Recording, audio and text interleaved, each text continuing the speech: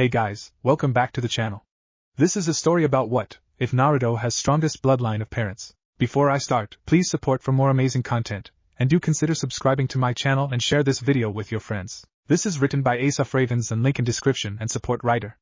Let's start the video. Prologue, the best laid plans. October 10th was a day of celebration, of festivities, and one of mourning. 5 years ago the Yondaime Hokage gave his life for the village hidden in the leaves, Konohagaku no Sato, in sealing away the Kyuubi no Kitsune. Everyone knew that he had sealed it away into one Uzumaki Naruto, and the majority of the villagers as well as a portion of the shinobi despised him, and did their utmost to get rid of him one way or another. It was a repeating occurrence, but most especially on the anniversary of the Biju's defeat. A and B were already on top of the situation. Dog and Weasel had stopped the torture and summoned assistance. Weasel took it upon himself to deliver everyone that they had stopped to Ibiki, while Dog had rushed Naruto off to the hospital, hoping to save his sensei's son from dying. Once he had turned the young man over to one of the very few doctors who actually saw him as a child and not the Kyuubi reborn, he shined to the Hokage's office to report. Hokage-sama, this is the last straw. If Naruto survives the night, I am taking him in and training him. The council can go to hell for all I care. Naruto is the last piece I have of my sensei, and I will be damned if I let him get hurt or have his growth stunted any longer. Sarutobi Hiruzen sighed as he thought through everything that had happened over the past few years. Agreed, Hatake agreed. I do need to reveal some things to you, however, and for me to do that, I need to look you in the eyes, so please remove your mask. While waiting for one of his top ANBU to comply, the old man activated the privacy seals in the office and sat back in his chair. Waving his hand at one of the chairs in his office, Hiruzen ran his hand down his face and sighed. Please take a seat, because this is an SS rank secret, and I am afraid you are not going to like what I have to tell you. Sitting down heavily in the offered chair, Hatake removed the dog mask and turned his full attention to the Hokage. What is it that you would risk so much over to tell me, Hokage-sama? Slowly looking up at the much younger man in front of him, Hiruzen gathered his thoughts for a moment. Namikaze Minato, Namikaze Uzumaki Kushina, and Naruto's two triplet sisters, Natsuko and Natsumi, are still alive, at the hospital, narrowly hanging on to life and deep in a coma at the moment. Naruto was slowly succumbing to the massive amount of damage done to his malnourished body, and the many different poisons that had been inflicted on him earlier. As he slowly became more aware of what was going on again, he realized that he was in the sewers, and he sighed aloud. The thing was that he had no one to turn to, as he had been living on the streets for the past year, unable to feel safe in the apartment that his Aji-san had provided for him. After walking through the sewers for a while, eventually he started hearing what seemed to be the sound of someone sobbing. He slowly started picking up speed until he entered a rather large room, where there was an area that was caged. Just beyond the bars he could vaguely see what appeared to be a young woman who looked to be about 15 or 16 years old. The only thing that prevented his approach was the fact that he could see several foxtails coming out from under her skirt, and fox ears on her head. Staring at her in shock, Naruto started connecting the dots and realized that somehow he had the Kyuubi no Kitsune inside of him. Slowly approaching her, and watching her carefully as he did so, he worked through the issues that came to his mind. Naruto was a highly intelligent boy. Contrary to the opinion of most of the villagers, he only hid his smart side due to the way the villagers had always treated him. By the time he had reached her side he had come to a number of startling conclusions. First and foremost in his mind was the fact that the Kyuubi was indeed a girl. Second was that the Yondaime Hokage hadn't killed the Kyuubi but instead had sealed her inside of him, and that led him to believe that there was possibly more that he had been lied to about. The third thing was that with as heartbroken as the Kitsune sounded, there was a rather large possibility that she wasn't as evil as everyone believed. Coming to a decision that would impact his life far more than even he knew at this point, Naruto crawled into her lap and did as he had seen many children and parents act. Slowly wrapping his small arms around her, he started to hug her and try to comfort her. Miyuki slowly realized that there was someone sitting there with her, and opened her eyes to see a young boy hugging her close trying to comfort her. Red eyes met azure as she looked at him, and her eyes widened as she realized who it was that was there with her. Naruto-sama, I'm so sorry, was all she could seem to stutter out. Watching as she opened her eyes, the first thing that came to his mind was that she was quite pretty, but he quickly got rid of that thought when he heard her apologize to him. None of that Sama stuff, please. I am not important enough for that, but that isn't important right now. I have questions that need answers and I'm hoping that you have some if not all the answers I am looking for. Nodding and wiping away the tears, Miyuki sat back against the wall, still holding Naruto. So what would you like to ask me first, Naruto? Do you know why the Yondaime Hokage chose me to seal you inside of? The Hokage's office. Hatake Kakashi was a person who didn't get angry easily. This was something that just about everyone knew. However, at that particular moment in time he was seething in rage, most of that directed at the man in front of him, since the source of his ire was nowhere around. So what you're telling me, Hokage-sama, is that my sensei and his wife came up with this cockamamie plan to strengthen their clan's bloodlines by separating the Kyuubi no Kitsune's soul from its chakra, sealing the soul into Myototo. Then they were going to separate the yin and yang chakra and seal one into each of their daughters? Kakashi glared at the older man until he responded. Sighing as he nodded, Hiruzen couldn't help but feel partially responsible for what had happened considering the fact that he had argued against their entire plan. That is an accurate summation of what they had planned. However, far worse is what else they had planned. They would act as if the remainder of their family had perished in the attack so that they could train their daughters to use Kyuubi's chakra as well as to train them in their clan's ways. They didn't feel the need to take their son with them because they thought that if he was trained too soon that the Kyuubi would try to corrupt him and take his body over. I argued with them for hours after they had accomplished the sealing, telling them that their plans to have the villagers see their son as a hero would never work. But unfortunately for Naruto and myself, Jiraiya and Tsunade sided with Minato and Kushina and left with them to help train their daughters. Gritting his teeth, Kakashi growled deep in his throat. So just when were they supposed to return and what did they plan on doing to get him to accept them as his family when they just abandoned him? Bowing his head in regret, Hiruzen shook his head. They had planned on returning shortly after Naruto makes Genin, and putting him on a team with his sisters. They were supposedly going to betroth him to his 2 sisters as well as 1 or 2 other girls in order to preserve their bloodline and to expand their clan, and that, along with teaching him the Hiraishin no Jutsu and the Rasengan, were supposed to make it up to him. I cannot be held blameless in this, no matter how much I argued with them. They were stubbornly set on this course of action, and I fear for Naruto's sanity when he learns what they have done. Standing up and beginning to pace, Kakashi thought about what he could do to help Naruto.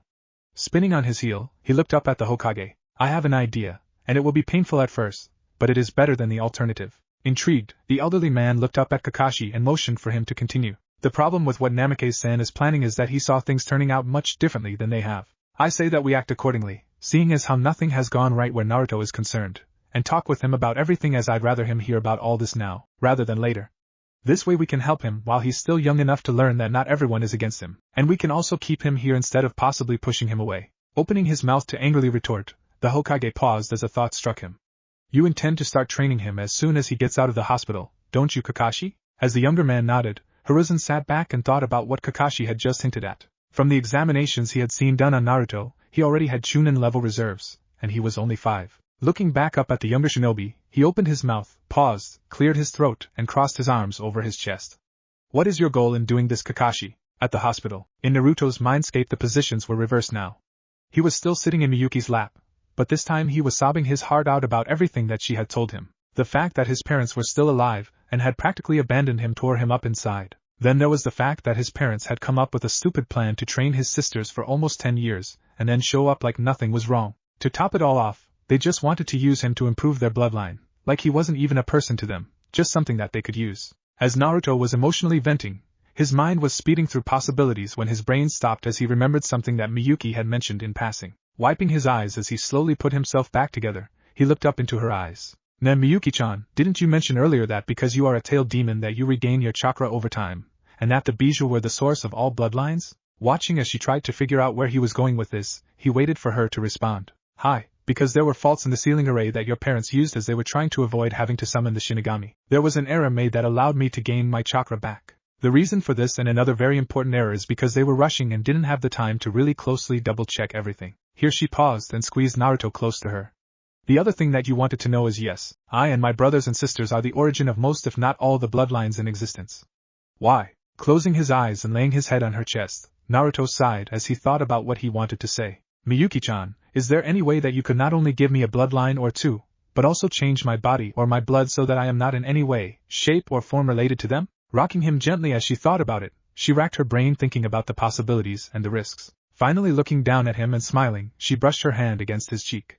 Hi, there is a way, but just to let you know, there are risks associated with this procedure. The other thing you need to know is that we will need to do this soon, as this last attack is more than the healing ability I give you by being inside of you can handle. Taking a moment to think about what she had just said, his eyes widened as he realized that he was slowly dying. I think I want to get Aji-san's opinion on this. Is there any way that we can bring him in here to meet you and talk to him about this? Nodding her head, she winced as she thought about what he was going to need to do to make this happen. Okay, first you are going to need to be awakened, so that you can let the Hokage know what he needs to do. It is going to hurt a lot, and you will need to focus on telling him that he will need to channel a little bit of chakra and put his fingertips on your forehead. I will do the rest from there, okay? Quickly agreeing with her, he braced himself for the pain as she forced him awake. Hokage's office. While they were discussing some of the things that they would need to accomplish, an urgent knocking sounded at his office door. Motioning to Kakashi to open the door, the Hokage quickly released the privacy seals which allowed them to open the doors. An ANBU with a cat mask was standing at the door, anxiously waiting for them to open it, and once it was opened she immediately bowed. Hokage-sama, Naruto has awakened and even though he is in agony, begged us to come and get you. He said it's to do with his tenant. She hurried out of the way as the two occupants rushed out of the room for the hospital, both so stunned that they forgot about anything but moving as quickly as they could. At the hospital, moments later, the two men were standing in Naruto's room, eyes wide in shock at the amount of pain the young man was in. Kakashi walked closer and took the boy's hand in his own and squeezed it. Turning his head to see who was there, and seeing Kakashi and the Hokage, Naruto tried to grin and failed miserably. Looking from one to the other, he licked his lips as he struggled to talk. Closer please, I am dying. He's still a chance, need to channel your chakra, touch my forehead, lot to discuss, please hurry. Quickly moving closer, they started to channel a tiny bit of chakra and touched their fingers to his head, while they watched him bite back a scream of agony. As soon as they made contact with his skin, everything went black momentarily. Naruto's mindscape. They appeared in front of a cage in his mind and they gazed about momentarily in awe, before they focused on the voices they heard in front of them. Please Yuki-chan, please make the pain go away. It's going to hurt worse before it gets better, Naruto-kun. First we need to talk to the Hokage and Hataki-san. The voice they heard this time was feminine, low and melodic, which drew their attention. Walking forward towards the cage, the scene in front of them stunned them. As soon as they could see beyond the bars, they saw a young woman with stunning red hair cradling Naruto to her. He was lying there in her lap, his little body shaking from the pain, when they noticed her ears and tails. That was when their minds had to stop and reboot. Of the two of them, Kakashi was the first to recover. Kyubi is a girl? Naruto groaned and glared at him for a moment. Her name is Mayuka, not Kyubi. Kyubi is a title. Nodding at the young man, they both sat down right next to the cage. The Hokage gently placed his hand on Naruto's head, and smoothed down his hair, trying to give him some comfort. Naruto-kun, why did you need to talk to us? Shaking his head to clear his mind, Naruto opened his eyes to look at the Hokage. I know Aji-san. I know everything about Minato team and Kushinobaka. Their plan, the way they abandoned me. I know everything. What I need from you is for you to listen to Miyuki, because she has a way to not only save my life, but a way to make it so that they lose any and all say or control over my life. I will be able to receive a new bloodline, which would allow me to start my own clan, right Aji-san? Stunned beyond all belief, the two men stood there in silence as Miyuki told them briefly about her history with Konoha and what had happened that night when she had attacked. She also told them about the Kitsune summoning contract that she would have him sign, gaining Konoha a 6th summoning contract, and also about what would need to happen in order for him to survive the night. The two men were skeptical at first, but as they talked and discussed everything in depth, they soon came to see that this seemed to be the only way to help Naruto out. Thinking about everything that they had talked about, the Hokage leaned back against the bars of the cage. Turning his head to look at the Kitsune, he realized that there were a couple of other matters that they needed to discuss. Miyuki, I only have a couple more questions for you. The first is, will he be able to choose his bloodline, or will it be something totally at random? Secondly, have the two of you discussed any names, since I am quite sure that Naruto would prefer to distance himself as much as possible from them. Taking a moment to think about her answer very carefully, Miyuki sighed and shook her head to clear it. There is only so much manipulating I can do. Given that his chakra affinities are wind, water, and fire in that order, I can tweak his affinities to give him a Hayatan Kekii Genkai using his wind and water affinities, a Futon Kekii Genkai using his water and fire affinities, or even a Shikutan Kekii Genkai using his wind and fire affinities. The only definite abilities that will be included are a remarkably fast healing ability combined with an extended lifespan and slowed aging, as well as enlarged chakra reserves and a new dojutsu. Both of the men there stared at her in shock, though Kakashi recovered faster. That more than anything will get the council's favor quicker than anything, though. Will it be a single stage like the Byakugan, or an evolving one like the Sharingan? Smirking at their stunned faces, she chuckled lightly. It will be a single stage like the Byakugan, with 2 lesser abilities and 1 major. The first is that it will be able to cast some rather difficult to dispel genjutsu on a target, which is a huge plus for anyone like Naruto whose large reserves generally prevent the usage of genjutsu. The second is the ability to target an enemy, and attack them with either thrown weapons or ninjutsu, and have them locked onto the target. What this means is if the target creates bunshin or they kawarimi with something or someone, the attack will follow them because it will lock onto their chakra signature. Both men whistled as they thought of the possibilities, when Hiruzen realized something. You said that there were 2 lesser and 1 major, and only described the 2 lesser abilities. Would it be too much trouble to ask about the final ability of his dojutsu? She smiled as she saw the grimace cross Kakashi's face. I will give you the general overview of this last ability. It is a bloodline key, meaning it can be used to unlock someone's bloodline ability, or seal it away either temporarily or permanently. Gasps were ripped from the throats of both men, as they began to fully realize the full scope of this new Kekii Genkai. This is an amazing opportunity for you, Naruto. Have you decided on a new name and surname for yourself and your new clan? Naruto simply looked to the old man and gave him a small smile. After tonight my name will be known as Sajin Ikari and our Kekii Genkai will be known as the Seiji no Namaida, or the Tears of Justice. Pausing here, he turned to look at Miyuki, and tilted his head a little. Miyuki-chan, can you make my eyes a different color, like green? And make it so that when my dojutsu is active the only thing that changes is the shape of my pupil? At this point he was picturing it in his mind's eye, hoping that she would pick up on it. As he gazed up at her, he watched as she giggled slightly and nodded at him. Can do, Naruto, but since we have agreed to get this done, I must ask a favor of both of you. I would like for you to push him in his training, which should start once I fix his body and he is out of the hospital. The biggest upset that I can think for those two is for them to come back and he is already a jonin, or an ENBU. Think you can make it happen in the next 7 years? The two older men looked at each other, smiled and turned back to Miyuki. Most definitely, Miyuki-san. Ikari-kun, you will be working yourself into the ground if you want this to happen, understand? Nodding, he carefully stood and then walked towards the two men. Walking back through the bars, Ikari hugged each of the men for a moment, thanking them profusely and asking them to thank Weasel and Cat for helping him as well. Turning back to walk into the cage, he stopped and tilted his head back to look at Sarutobi. Aji-san, we will give you approximately 5 minutes to set up the chakra containment seals. You will need to ensure that no one outside of this room will feel the procedure. Will that be long enough? Thinking about it for a moment, he nodded to them. Bowing to Miyuki, he smiled as he rose. Please take care of him, he is precious to me and I have much to atone for where he is concerned. Simply smiling at him in turn, she nodded once, and then ejected them from his mindscape. She then turned to her container. Okay, Ikari-kun, I need you to prepare yourself because as much as I might wish it otherwise, this is going to hurt you. What needs to happen is that you're going to rip as close to 1/3 of the seal off as is possible for you. This will allow enough of my chakra and intend out to repair the damage done to your body as well as overwrite your current bloodline. This will also have the side benefit of making it a dominant male trait, meaning that any children that you or any male descendants have will have your bloodline over any other bloodline ability that marries into your clan. Nodding as he walked over to her, he wrapped his arms around her. I'm a little nervous and worried, Yuki-chan. You promise that I'll be okay? Wrapping her arms around the little one, she squeezed him gently as she laid her cheek against his hair. I promise that not only will you be okay, but that all the pain you are going through will be worth it. Pulling him away from her for a moment, she smiled down at him and motioned towards the seal on the bars. It's time, Ikari-kun, please be careful and pull at it from this side so that I can catch you, okay? Taking a deep breath, he nodded at her and turned to walk towards the seal. He ripped off almost the perfect amount of the seal and turned towards Miyuki right before he passed out, as at that exact moment in time all he knew was pain. 3 days later, his eyes fluttered open as he woke, and he struggled to recall where he was and what had happened. As everything finally came back to him, his eyes shot wide open and he quickly shut them and went into his mindscape. As soon as he showed up there, he raced back to the room he wanted and stopped just in front of the cage. Frowning as he looked at it, he closed his eyes and willed the room to change to match his imagination. Shortly afterward he opened his eyes and smiled widely as he took in the scene in front of him. Centered against the far wall of the bedroom was a king-sized bed with crimson silk sheets on it. The door on the left wall led to a rather spacious bath and onsen, while the door on the right wall led to a kitchen and small living area. He stuck his head out the front door, and there was a small clearing next to a lake, with a forest that seemed to stretch for miles. Smiling brightly, Ikari walked back to the bedroom and sat down next to Miyuki. Gently shaking her shoulder, he woke her up and sat back a bit as she snapped upright and looked around, blinking in a confused manner. As he took in her state of confusion, he noticed that she had on a leather choker with the kanji for seal engraved on it. Now Yuki-chan, what do you think of my new and improved mindscape? Staring up at him, she squealed and glomped onto him. Ikari-kun, this is amazing. I have to say though, have you looked in the mirror since you woke up? You look totally different. Hearing that, he tore out of the room and into the bathroom, where he stood there stunned for a few minutes. He was a little over 4 feet tall now, and definitely looking healthier.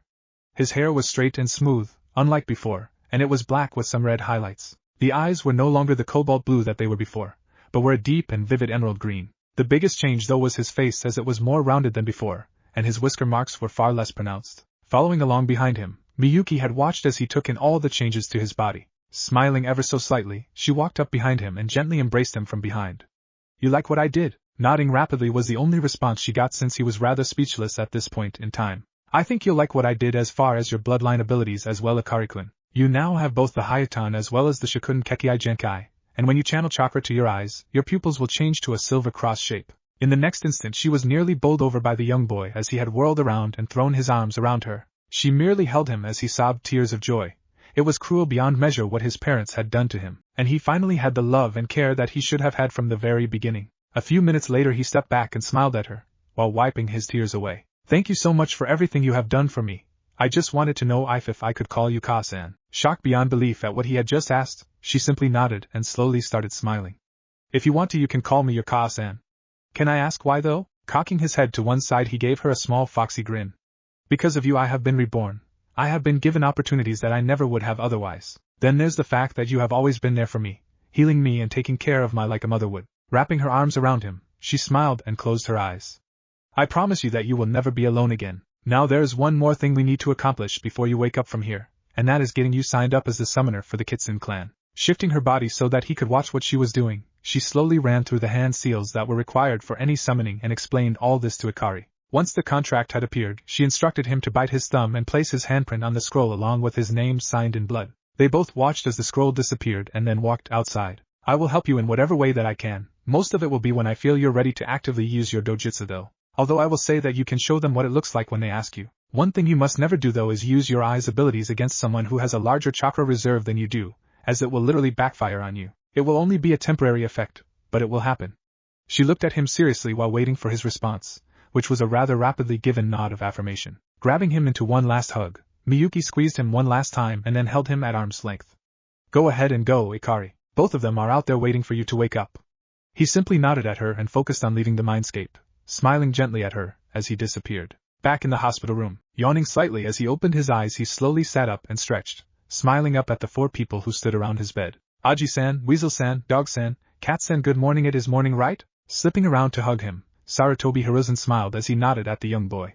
Hi, it is morning, Ikari-kun. How are you feeling this morning? Great, Aji-san. Now if I could just get out of here I would be almost perfect. Gentle laughter greeted him as he spoke, causing him to smile brightly up at everyone. Na Aji-san, would you like to see my new dojutsu? 2 gasps broke the silence that followed. The Hokage glared at the 2 who had made noise and cleared his throat. I expect you to keep silent on this, you 2. The QB confirmed for us that the Bijou are the source of a great many bloodlines, if not all of them, and because of the way he was injured several nights ago, the QB no Kitsune was gracious enough to give him a new bloodline including a never-before-seen dojutsu. He paused here and smirking slightly, chuckled at the look of surprise on Ikari's face. It's already active? I thought it would be some time before it could be activated. Shaking his head at the older man, he smirked back at him. Nope, apparently the dojutsu will be activated when our ability to use chakra is unlocked. Take a peek if you want. Here he closed his eyes for a moment to focus a bit of his chakra to his eyes, and as he opened them back up he looked at each of them in the room and chuckled mentally at the looks in their eyes. All 4 of the others in the room were shocked beyond belief at the sight in front of them. His once blue eyes were a brilliant and piercing green, and with his dojutsu active, his once round black pupil changed into a brilliant silver Maltese-style cross. Glaring with it active, he sat up straight in the bed. From this day forward, Namikaze Uzumaki Naruto is dead. I have been reborn as Sajin Ikari, and my clan's abilities and Kekkei Genkai are to be held a secret until the Hokage, and I deem it time to reveal some but not all of the abilities. Hiruzen chuckled softly as he nodded in agreement. Well said, Ikari-kun, very well said. I can foresee you becoming a very capable clan head and leader in the future. Gather around and I will explain what I'm allowed to about what could become one of the most powerful clans and bloodlines here in Konoha. Chapter 1, Testing, First Assignments, and Surprises. 3 years later, Training Field 7, he was exhausted. All of his teachers were there along with the members of the Shinobi Council, as well as the current ANBU commander, and they were currently judging his abilities and whether he was worthy of the Leaf Hittite. Thinking back over the last 3 years made him smile, as he recalled all the good times that they had shared and all that they had taught him as well as everything he had learned on his own. The first year had been brutal, as they had pushed him to the extreme, just in getting his body conditioned as well as getting his chakra controlled to where it needed to be. Flashback begins. Gai-sensei was in a league of his own when it came to conditioning his body, especially when it came to learning taijutsu. He had spent most of that first year constantly adjusting his chakra weights, since having Miyuki sealed inside of him, as well as having a nearly inhuman healing rate to boot, meant that his muscles and bones were healing up overnight. Once the green-clad man had learned this, he was ecstatic and gave him full-body workouts every other day. On the days they weren't working out, Ikari was learning the stances and moves of the Goken, or strong fist taijutsu style. The biggest reason behind him learning this was because Miyuki had insisted that the moves were quite similar to the Genso no Ken, or fist of the elements style. His second year with Gai-sensei was quite similar to the first with 2 major differences. The first was that his chakra weights had the limiters reduced, meaning he was working out with far more weight added than before. The other was that he was beginning to learn the differences between the 2 stances, and training in the Genso no Ken. He wasn't allowed to add in any of his elemental natures, as both his sensei had wanted him to get the moves of his chosen style nearly flawless before adding anything to it. By the time he was finished with this year of training in taijutsu, he was wearing 500 pounds of weights, which was absolutely stellar for a boy of his age. By the time his 3rd year began, Gai-sensei and Miyuki had determined that he was ready for the next step and had begun an extreme regimen as far as his taijutsu style was concerned.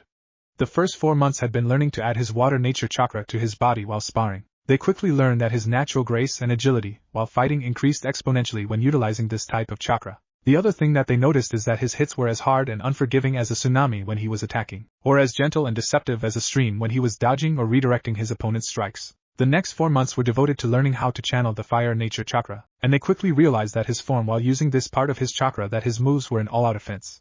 also was that his aggressive side became more focused and intense, just like a fire. In fact, Guy-sensei mentioned in passing that this part of the style reflected the fires of his soul. The last 4 months were spent in learning the most difficult part of his style, learning how to harness the power of his wind nature chakra. They spent almost the entire first 2 months figuring out how to channel it, and once they did, they rapidly figured out that he was going to be absolutely lethal once he had managed to mix his chakra natures in this taijutsu style. When he was channeling wind chakra through his body, his speed increased quite a bit, and depending on how he held his hands, he could hit with the blunt force of a hurricane, or the gentle yet sharp force of a scalpel. Then there was Yugogo-sensei, who trained him in kenjutsu. They spent the first day alone trying to find him the right weapon or weapons, and finally decided on a pair of chakra-conducting kodachi. The first year was spent entirely on learning how to go through the katas of his stance, Kitsuneter no Odori, or the dance of the foxtails. Fortunately for Ikari, the purple-haired kunoichi had a photographic memory, which was quite useful in learning the katas, stances and attacks of this sword style, seeing as how she had to enter his mindscape to learn it directly from Miyuki. They then spent that first year learning the basics of his style, going over them over and over again, to ensure that he had them committed to his muscle memory. From there they moved on to sparring with weighted wooden rods, which was quite enjoyable for the both of them. By the time the first year had passed, she had judged him ready to move on to the next step. The second year was all about ensuring that he was ready to start wielding his blades, and thus they moved on to weighted metal rods that were twice the weight of the wooden ones. After 6 months of this, they had started teaching him the proper way to care for his blades as they started to incorporate them more and more into his training, and even into sparring. The third year was spent exclusively in training him how to channel his chakra into the blades. They followed a similar training schedule as Guy-sensei did, starting with water, then moving on to fire and ending with wind. By the time they were done with this third year of training, Yugogo-sensei had taught him everything she knew, and told him that he needed to continue to train and get experience, and to keep expanding on the training that he was already doing. His Aji-san got in on the training as well, and that first year was teaching him manners, the clan laws of Konoha, as well as teaching him how to write more neatly as a precursor to teaching him the art of Fuinjutsu. The old man was quite apt in his manner of teaching, and by the time he was finished with the first year of training with the Hokage, he was well on his way to becoming a Fuinjutsu adept. The second year continued on much like the first, only they added the other laws of Konoha, as well as getting into politics and diplomacy. It was at this point in time that they brought Hyuga Hayashi and Nara Shikaku in on the secret, and they began to share their experience with the young boy as well. It was at the end of this second year of training that Ikari was attested in his Fuinjutsu skills, and was rated somewhere above the level of an adept in his ability to understand, create, and even modify seals. The third year was much tougher as they only added more material on top of what he was already being trained in. Against his better judgment, the Hokage had him involved in the Uchiha incident. The way he had thought of to resolve it was nothing short of remarkable, as he had managed to get rid of the problem, and was able to keep one of his sensei from having to become a nuke. The way he had come up with was that since one of the clans was about rise up in an attempt to overthrow the Hokage, that they apply one of the older laws that was still applicable in this situation. Since they had an inside person to give them the details, they had the ANBU go in and crash one of the clan meetings. Once inside, they were able to incapacitate all those who were guilty, and brought them to Moreno Ibiki and Yamanaka Inoichi to interrogate and prove their guilt without a shadow of a doubt. Once they had separated the innocent from the truly guilty, they then held their trials and executions in public. Other than that whole mess, the third year moved along much like the previous two, with him becoming more like the clan head he would need to be. This was the year where they added the history of the clans as well as the history of Konoha on top of refining his abilities in Fuinjutsu. When they tested him at the end of the year, they were amazed to see his abilities were somewhere around the level of a master. The seals and the way they just seemed to flow from his brush were almost on par with his abilities in Genjutsu, just simply beyond belief. What they didn't know, however, was that the reason why his abilities in Fuinjutsu were growing so remarkably was due to his use of the Kage Bunshin no Jutsu, or the shadow clone technique. Every night before he went to sleep, he created as many clones as possible just to work on his chakra control and Fuinjutsu abilities. The first year he had been making 150 clones each night, putting 50 of them to work on various methods of chakra control, another 50 on practicing the strokes he would need to be able to actually write the seals, and the final 50 would read up on various seals and sealing methods. In the hours before he would wake up, he would have them dispel in groups of 25 and 10-minute intervals so that he didn't end up getting hurt as he filed away what they had accomplished and learned from their experience. The second year he had bumped it up to 300 clones, and divided them into 4 sections. A fourth of them would be reading up on the creation and usage of seal tags of all kinds. Another quarter of them would be taking the time to learn how to create and modify jutsu, with another fourth experimenting with different types of seal tags, and the final quarter working hard on chakra control as well as his abilities with his dojutsu. The third year he had doubled the number of clones yet again, only this time he divided the workload differently. He sent 100 clones to work on his chakra control, another 100 to read up on the next level of seal creation and modification. The third group of 100 clones he had experimenting with the Hayatan bloodline, the fourth group was doing the same with his Shikutan bloodline, and the fifth group was busy learning how to master the jutsu he already knew. The sixth and final group was divided into 2 parts, 50 clones that were practicing the few ninjutsu that he already knew, and the remaining 50 were working on refining his control of his abilities with his dojutsu. It was only because of his massive chakra reserves that he was able to utilize this unique way of training. The training he was able to conduct in this manner gave him many years' worth of training in a very short amount of time. The last 2 trainers he had worked together with him, and the areas that they worked on with him were the arts of ninjutsu, genjutsu, and the use of his dojutsu. It went without saying that Itachi-sensei and Kakashi-sensei were the 2 most suited for these 3 areas of training, and they consistently overlapped in their training in these arts. The first year they mostly worked on the basics, with Itachi helping him to train his dojutsu so that he wasn't using so much chakra in activating it. They drilled over and over again in his usage of the Seiji no Namaida, so that when he chose to activate it, it only took a fraction of a second to activate and use, and he used a very meager portion of his chakra to do so.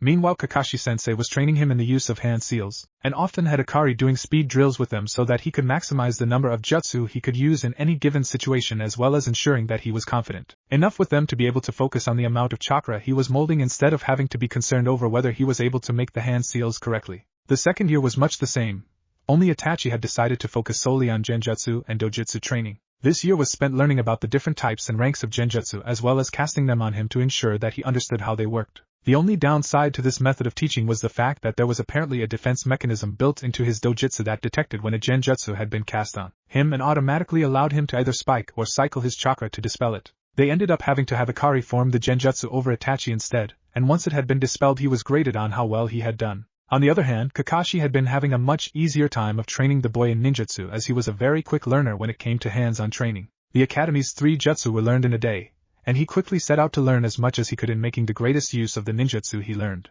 The first 3 elemental jutsu that he learned were all D rank, and they were Suiton, Mizudan, Katan, Hinotama, and Futon, Kaze Dangon. By the time the year was done he could honestly say that he had learned a lot from Kakashi-sensei, as he had learned how to moderate the amount of chakra he poured through the seals and could charge the first 3 jutsu that he had learned with enough chakra to take them from D rank to high C rank in both range and damage. Year 3 was by far the most interesting training for the boy, as he truly exploded in his capabilities with his dojutsu and genjutsu. Itachi was extremely grateful for what he had done for his clan as well as for the village, so grateful in fact, that he had spoken with the Hokage about arranging a betrothal between Ikari and one of the young girls in his clan. They debated it fiercely for a few months before deciding that they would allow the young clan head a choice in whether it went through or not. By the end of the year, Ikari knew at least 2 genjutsu each of D rank, C rank, B rank and A rank. He could cast them quickly and was able to layer 4 genjutsu on a target as soon as he made eye contact. The best thing is that it always took 2 separate methods to break out of his genjutsu as long as they were cast with his dojutsu. The time that he had spent with Kakashi-sensei had paid off dividends in his abilities in combat.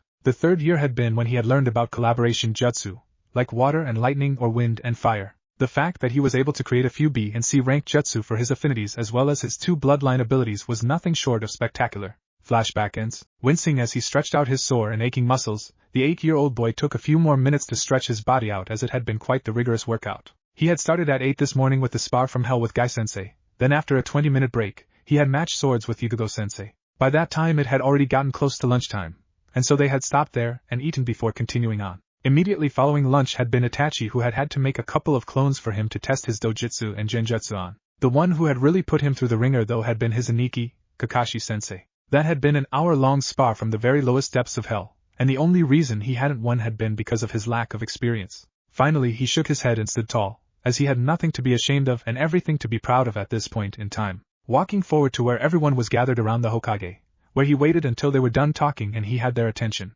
Bowing low to the Hokage, he held it for a moment, and then stood slowly. I trust that my abilities are sufficient for me to wear the Hittite of the leaf and bear it with pride, Hokage-sama. With a twinkle in his eye, he nodded and motioned for everyone there to take a seat. Smiling in gratitude to the old man, Ikari carefully sat and Saiza across from the shinobi council. Directing his gaze to the Hokage, he waited patiently for the eldest ninja of the village to speak. Ikari-kun, it is indeed a pleasure to see how far you have come, and to get an idea for just how far you will go. I would like to take this time to get a feel for what your full capabilities are, and thus will turn the floor over for any questions from the council to either you or your teachers. Hiruzen then turned and looked to his left, and then to his right and nodded.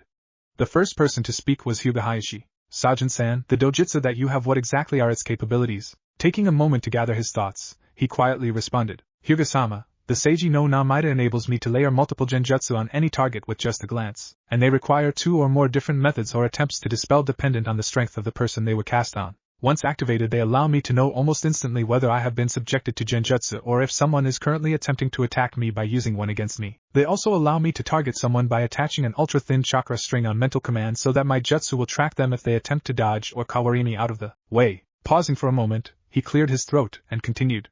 The ultimate ability of my dojutsu is the ability to sense if someone I am looking at has a Kekkei Genkai, and either unlock it, if they haven't already unlocked their ability, or to lock it away either temporarily or permanently. There is a weakness or two, but those shall remain as they are, known only to me. No disrespect intended, Hyuga-sama. Nodding at his answer, Hayashi sat back and pondered on what he had been told. The next person to speak was Nara Shikaku. Hataki-san, in your honest opinion based on what you and your fellow nin have observed over the last 3 years, where would you rate his abilities? Taking a step forward and placing his hands directly on Akari's shoulders, he carefully squeezed them briefly before responding. In all honesty, Shikaku, I can only rate him on what I have seen, so there will need to be an answer on part of his training from the Hokage as well. I will give you a rundown on what we do know about his skills and abilities. Sajin Akari is a close to mid-range fighter, who excels at Kenjutsu and Genjutsu. I would rate his Taijutsu at high Chunin, his Kenjutsu at high Jonin, and his Genjutsu at high Jonin to low ANBU level. His ninjutsu I would have to say is definitely at high Jonin, especially since a number of his attacks that he used earlier today were created by him, since we have very few if any jutsu that have ever been used by either Hayatan or Shikotan bloodline bearers. Here he paused and gathered his thoughts once more before continuing. His capacity for stealth is definitely at ANBU level, his chakra control is also at ANBU level, and he currently has solid Jonin level reserves. I will defer to the Hokage's judgment in announcing the rest of his abilities. All eyes turned to the Hokage, who took a deep drag from his pipe before responding. Due to the fact that our only few ninjutsu masters are currently away, I have been personally instructing young Ikari-kun in the art. A lot of where he has learned has been in self-study from scrolls and other writings, and I would rate him somewhere above an adept in level. That is the best assessment I can offer at this time due to the fact that he has surpassed me in the creation and modification of seals a while ago. Ikari remained calm on the outside, but he was bouncing around like a little kid on the inside at his Aji-san and Aniki's answers to the question. Glancing around at the gathered clan heads as well as the ANBU commander, he sighed mentally as he waited for any more questions. They all appeared to be discussing the answers for a minute or two before Yamanaka Inoichi cleared his throat. In your own words, what rank would you see him attaining today? And I would like for each of you to answer for yourselves. Gai-sensei immediately leapt forward and bowed. Honored council members, I feel that our most youthful student is most deserving of the rank of Chunin, at least until he has more experience under his belt. I personally feel that it would be a grave mistake to just make him a genin when he is fully capable of the most youthful teamwork I have seen in anyone in a long time. Here he bowed once more and stepped back. The next person to step forward was Yugogo-sensei. I would agree with Gai-san in his assessment. Ikari-kun not only has the drive to improve himself, but to help others around him to improve and grow as well. I have learned a great deal from him in the last 3 years, almost as much as I have taught him, and I feel that he should receive the rank of Chunin. As she took a step back, Itachi-sensei stepped forward.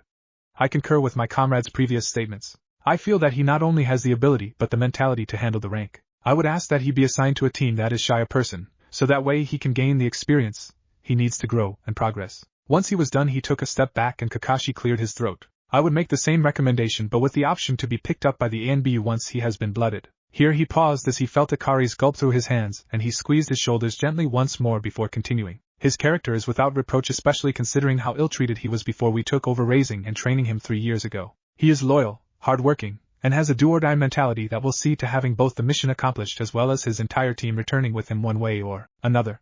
Kakashi stopped there and stepped back amongst his other comrades. The ANBU commander tilted his head in acknowledgement and acceptance of his statement, and then looked to the Hokage and nodded in response. Tilting his head forward for a moment, Sarutobi Hiruzen hid the tears of pride as he blinked them away. The fact that Ikari had come so far in such a short amount of time meant a lot to him. Looking back up at Ikari, he cleared his throat before speaking. Having heard the assessment today, I must say that I am very proud of you, Ikari-kun. You have persevered when many others would have given up. You have struggled and fought your way through a training regimen that many your age or even a little older than you would consider insane, and you not only passed your final exam, you have completely obliterated any and all expectations that there could have been for you. Now, if there are no objections, he paused here for a moment, and looked at each face there only to see approval. It is my pleasure to congratulate you and say that you have earned this. Rise and accept your hatayite and vest, Chunin Sajin. Blinking back tears of gratitude, he bowed low to the ground before rising to his feet and shakily moving forward to pick up the items that the Hokage had set in front of him. Throwing the vest on, and then wrapping the headband around his right bicep and tying it off, he then returned to where he had been sitting and stood there, turning to face the council once more. Smiling broadly at the young boy before him, Sarutobi stood and looked around at everyone there before speaking up once more. It has been more years than I can remember since we have seen the establishment of a new clan. I have received a request from Uchiha Itachi, the current head of the Uchiha clan for the creation of the Sajin clan, with himself as a sponsor. According to the laws of Konoha, the only people who have any say in the creation or addition of a new clan are the Hokage as well as the other clan heads. Turning to Ikari, he smiled once more. Ikari-kun, if this request is accepted and passes, until you turn 16 or become a jonin you will need to have someone who will represent your clan in council meetings. Do you have anyone in mind that would be able to do this for you? Getting a nod from the young man in question, Hiruzen turned his attention once more to the council members in front of him. Anyone have any reason why this request cannot be accepted? Aside from the fact that there is only the one member for now, that is. Seeing that no one there seemed to have any objections, he smirked as he turned back to face Ikari. Chunin Sajin, upon unanimous decision of the council, you and your family are now a clan of Konoha. Seeing as there is only yourself and no one else, we will need to initiate the Clan Restoration Act. You will need to find a minimum of 3 women and be married by your 16th birthday to at least one of them. Is that understood? Grumbling mentally about this, Ikari nodded. Hi Hokage-sama, I do have one question though. It is acceptable that I have the final say in the matter of my marriages, and that they are not to be forced or coerced, is that correct? Getting a nod and a soft smile in response, he sighed in relief. Taking a deep breath, he turned and faced his teachers. Yugogo-sensei, Anasan, would you do me the honor of accepting the role of being my clan's representative on the council until I either come of age or achieve the desired rank? Stunned beyond belief, it took her a moment to respond. Smiling at her honorary Ototo, she nodded to him. Hi Ototo, it would be an honor to assist you. I appreciate your trust in me, and will never give you cause to doubt me. Turning back to the council he smiled and bowed. Thank you for supporting me in this. I am eternally grateful to my teachers as well as each of you for all that you have done for me. I await your orders, Hokage-sama. Looking through the papers in front of him, he shuffled through them looking for the right one. Finding it, he cleared his throat before reading from the sheet. Chunin Sajin, you are to report to your team's training ground, which is Training Field 18, in the morning at 8 a.m. Your new team is Chunin Inuzuka Hitomi, Chunin Aburame Takahito and Jonin Sensei Yasamasa Hibara. Any questions? Shaking his head, Ikari smiled internally. Things had been going great for him, and he was finally starting to reach some of his goals. Blinking as he looked around at everyone standing there, he was a little surprised at seeing Itachi-sensei approach him. Sajin-san, it is an honor to have helped you to get here, having achieved 2 of your dreams this day. I have with me a request, which will help both you and a member of my clan. I would ask that you hear me out and think about it before responding if you would. A single nod of Ikari's head was his response. Pulling out a scroll from one of his pouches, Itachi handed it to the boy. In here is a betrothal agreement between the Uchiha and Sajin clans. All it needs is both of our signatures as well as your designated clan representative. I know how you feel about arranged marriages, Ikari-kun, but I ask that you give her a chance and see where things go. You will have until your 15th birthday to choose whether to finalize said contract once it has been signed, and the only requirement that there is that the both of you spend time together and get to know each other. Deep in thought at the moment, Ikari gently weighed the scroll in his hand. Unlike his former family, Itachi was giving him a choice in the matter, which was a huge plus for him. Also there was the fact that he had absolutely no respect for the Namikaze or Uzumaki clan heads, but he had quite a bit for Itachi, which also weighed heavily in favor of him accepting the contract. Removing the binding around it, he quickly scanned the document to see if there was a name listed, and was stunned by the name he found there. Looking up at Itachi, he nodded at the man. I must admit to being a little stunned at name listed here, to be perfectly honest. Setsuki-san was one of the only children I know that would play with me before my change. Is she aware of anything to do with me? Shaking his head at the youth's question, Itachi mentally sighed with relief as it seemed that he was leaning towards accepting the contract, which would be largely beneficial to her since her only remaining relative was an older brother who had been an eager participant in the attempted coup, and had been executed with the rest of the traitors. This would give her a fresh start, and would bring her out of the depression she had been in ever since. By the same token, with the dowry that he and his mother had decided to put into the contract, which was a considerable sum along with a rather large house and property to help the young clan out, there was very little reason he could think of to deny the contract. Deep in thought himself, Ikari had pretty much noted many of the same things that Itachi just had, and sighed aloud. Turning to Yugogo as he rerolled the scroll, he bowed his head and spoke. Anasan, I'm inclined to agree, but I bow to your wisdom in the matter. Having given it some thought and glancing over the terms, they are being quite generous in helping our new clan in our humble beginnings. He then stood and smiled at her for a moment before becoming serious once more. However, here he looked to Itachi and the Hokage with determination in his eyes. I must insist that if we agree to the betrothal that she is informed of who I used to be, what I contain, and who my former family is. I also beg of you to consider her desires in this, and if she doesn't want to go through with this for good reason, that we let the matter end there. Is this acceptable? Taking a moment to look at Ikari, he nodded and smiled softly. I don't think she'll have any problems with it. That and the house and property sit on land that is on the edge of the Uchiha and Hyuga clan lands, so you will have more than enough room to grow. Tilting his head in thought for a moment, Ikari smiled. Perhaps we could discuss this over dinner tonight? Itachi looked to Yugogo, who simply shrugged and nodded. Turning his gaze back to Ikari, he nodded as well. That would be acceptable, Ikari-kun. Shall we say 6:30 this evening? Returning Itachi's gaze for the moment, Ikari smiled and nodded. Arigato, and that is indeed an acceptable time. He then bowed to everyone present, turned to the Hokage and looked at him with a questioning gaze. Receiving a nod from the older man, he turned and approached Yugogo and walked away talking with her, leaving the council to chuckle at his departure. Walking up to the two men standing together, Hayashi chuckled slightly as he nodded at the young boy who had just left. Hiruzen, Itachi, something tells me that youth is going to go places, yes? Nodding his head in agreement, the Hokage simply laughed as he watched the departing group of ninja. Itachi, something tells me that it might be a wise idea for me to be available later on this evening, because I am almost positive that your two clans will become quite close in the coming years. I agree, Hokage-sama, I totally agree. Chapter 2, The Next Step on the Path. 2 years later, turning in for the night, Ikari sighed in relief.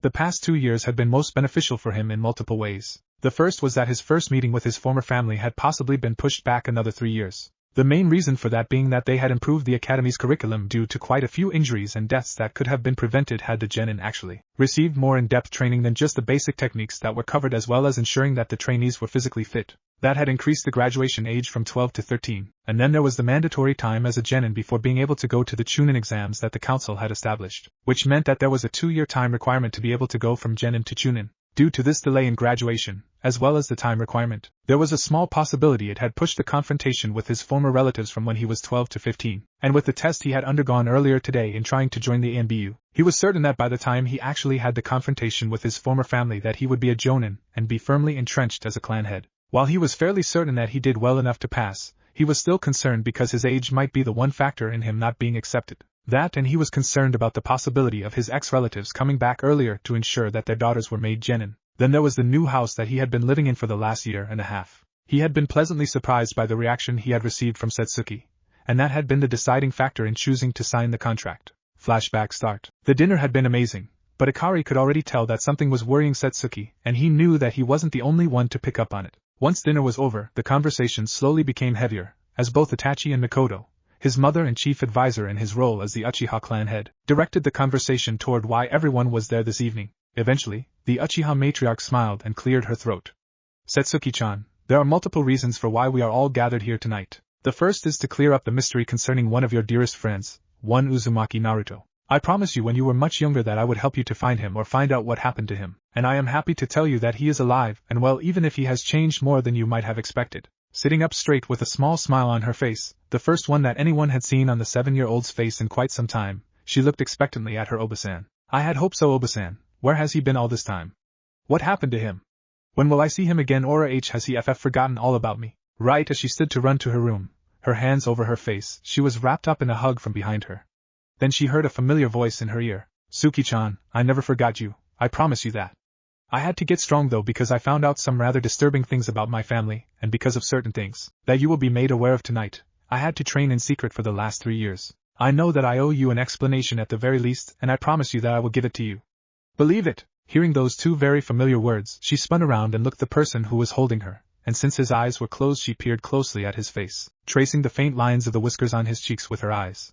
Wrapping her arms tightly around him, she buried her face in his neck while crying softly. He had maneuvered her carefully, and sitting back in her chair, Ikari had placed her in his lap and rocked her as he comforted her. Before they left that night, he had told everyone there everything, and had even Sasuke and Mikoto stunned by the level of betrayal that had happened to him. None of them batted an eye when he told them that he was the container of the Kyuubi no Kitsune, although all 3 women present crowed about how the most powerful demon lord was a female. What she was stunned about though was the fact that Miyuki-san had changed his body so that not only was he not related to his former family anymore, but that he had been given a new bloodline and was the beginning of a whole new clan as well. Setsuki thought about whether she would be allowed to marry him, and was a little put out about the fact that she would have to share him. What do you mean that I will have to share you if I want this? Smiling at her gently, he placed a finger to her lips.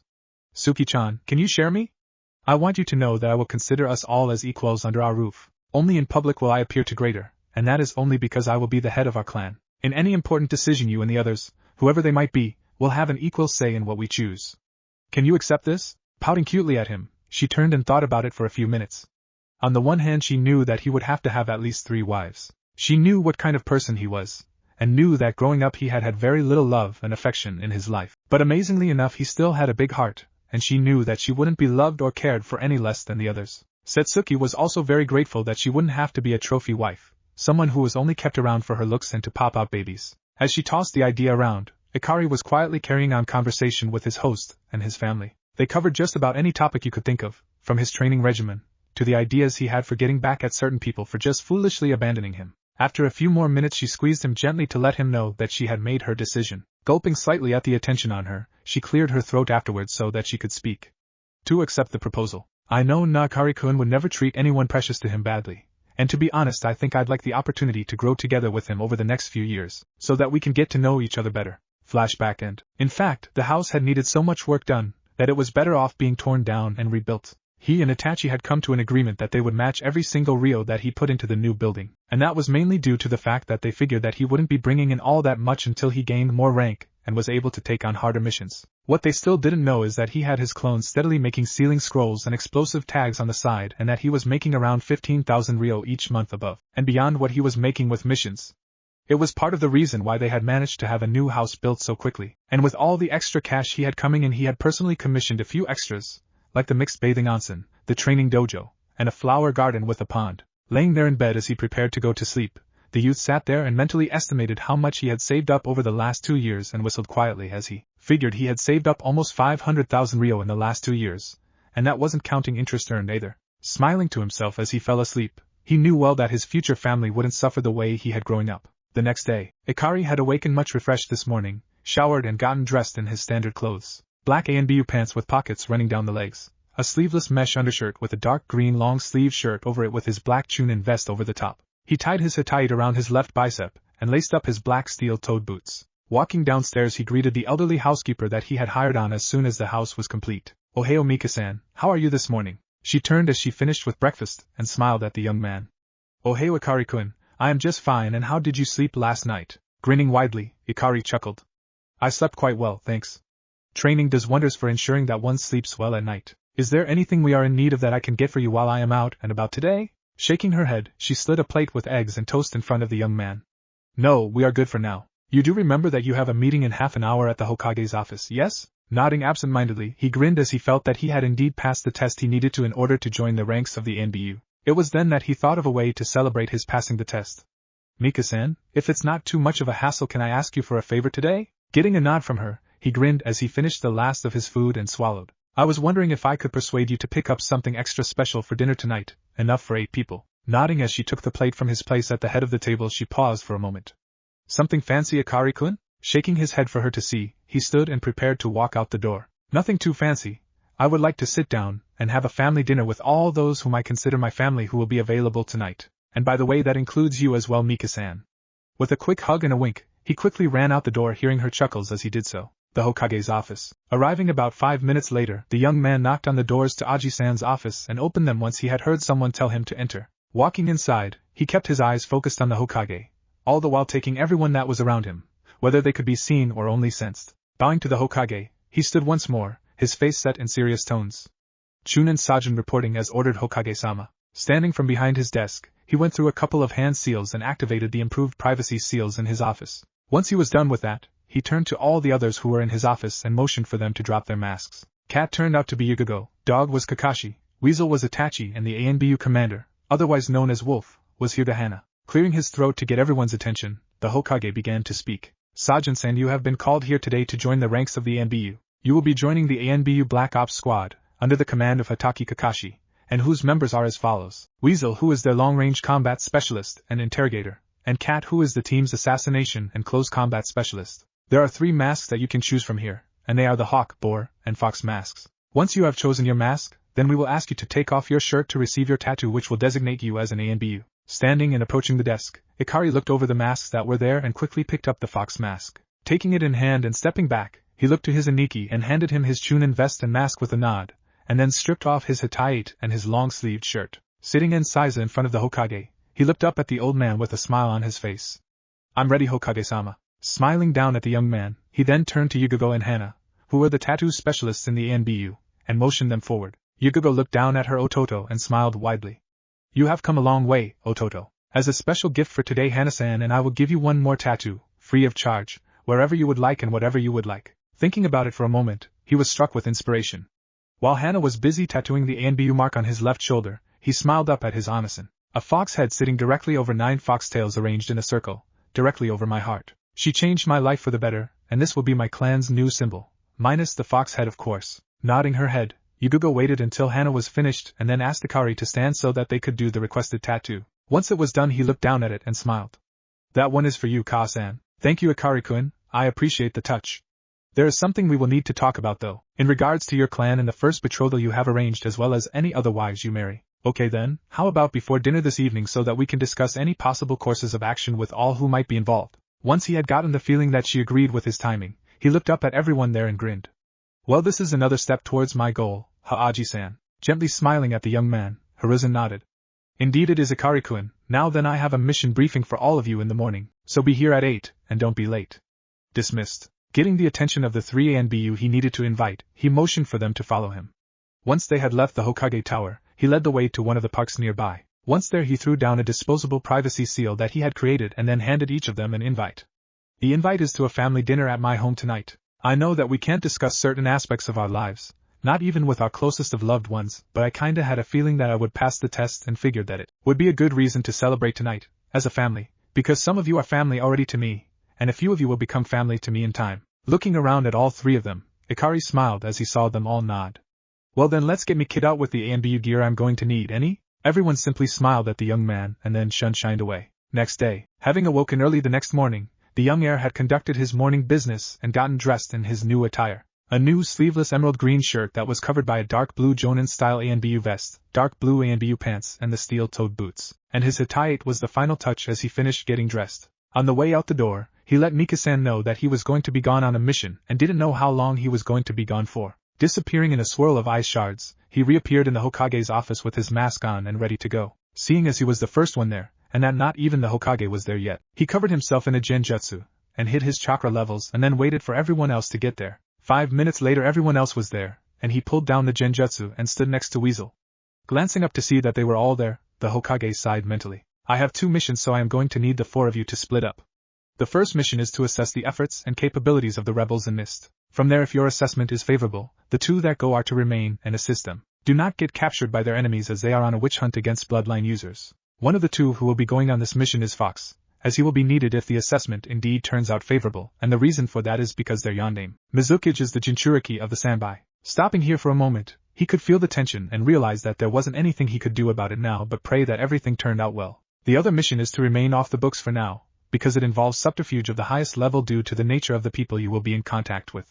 I need 2 of you to deliver a scroll to the Sannin Jiraiya, and let him know that training mission or not. If he doesn't get back on the ball with his spy network, I will have him marked as a nuke and put a kill-on-sight order out for him in the bingo books. If he argues with you or tries to blow you off, let him know that twice now in the last 6 months I have had to find out about some rather important events that could have had major ramifications from his spy network, and even then it was almost too late for us to do anything about it. Not to mention that they have told me that he has not been in contact with them for over a year. Giving himself a moment or 2 to calm down, he sighed and rubbed his temples with his fingers. My apologies, I do not mean to take these things out on you, but lately I find myself wondering what the hell I was thinking allowing those idiots to carry out their foolish plan. I want you to make your plans and depart no later than noon. Looking around for a moment, he located the 2 scrolls he was searching for and tossed them to Dog. The blue-edged scroll contains your contact location and passwords to meet up with your contact in the port city of Otazu no Odori. The green-edged scroll is the one that I need delivered to Jiraiya. Once you have taken care of that, then and only then will the 2 of you link up with the others who will be in Mizu no Kuni.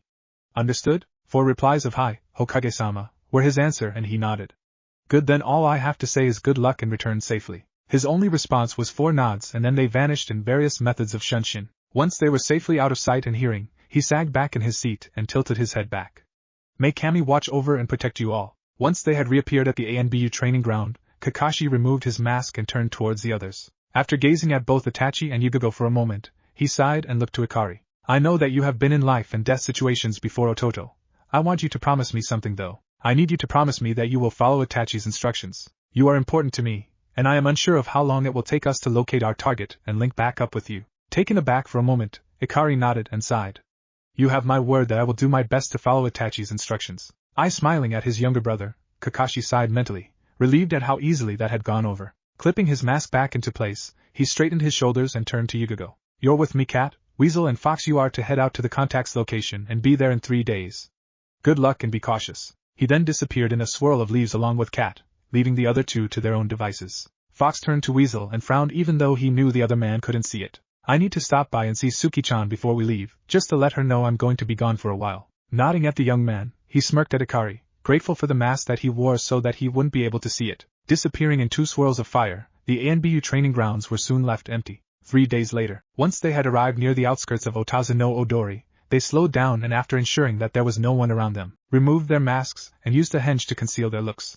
Looking around as they walked around the town, they stopped by a dango stand to grab some food and continued on. About a half hour later they found the inn that they were supposed to meet their contact at and headed inside. Once they had arranged for a room for the night, they then took a seat at table where they could observe everything and everyone going by. After ordering a bottle of sake and some food, they sat there quietly conversing for a little over an hour before someone came in that caught Ikari's eye. Motioning to Itachi where only he could see, he communicated using ANBU hand signals that their contact had just shown up. Getting a nod in return, he stood and approached the table that she was sitting at with one other person, figuring that since he was the more unassuming of the two that he would be greeted with slightly less hostility than Itachi would have. Sitting down at the table he smiled lightly at the woman across from him. The waters are cold this time of year. Catching the slight widening of her eyes he watched as she nodded and spoke quietly. Yes, they are indeed. I just hope that the fires will keep us warm. Have we kept you waiting long? Shaking his head, he signaled Itachi to join them. No, as we just got into town today. My companion and I have some questions for you before we leave with you. He then turned to Itachi once she nodded and motioned for him to take over the conversation. Taking a moment to gather his thoughts, Itachi nodded to his younger comrade before turning to their host. I'm thinking that we should discuss this in a more private location. We have a room upstairs and I think it might be best if you and your companion joined us so that we aren't overheard. Smirking, the woman turned to her companion and looked at him in a questioning manner.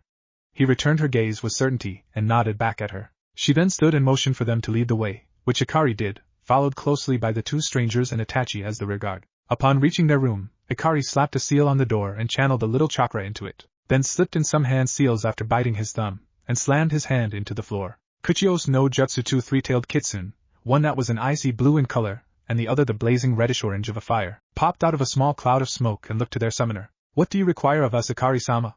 Hiding his grimace, he spoke quietly to them, yet still loud enough to be heard by everyone there in the room. Greetings to both of you, Shimo, Takibi. I need the 2 of you to make certain that we are not overheard by anyone. Do not attack and employ your stealth skills to observe and report any chakra usage outside of this room within 500 meters. Both nodding at their summoner, they popped out of the room as Ikari looked up at his partner.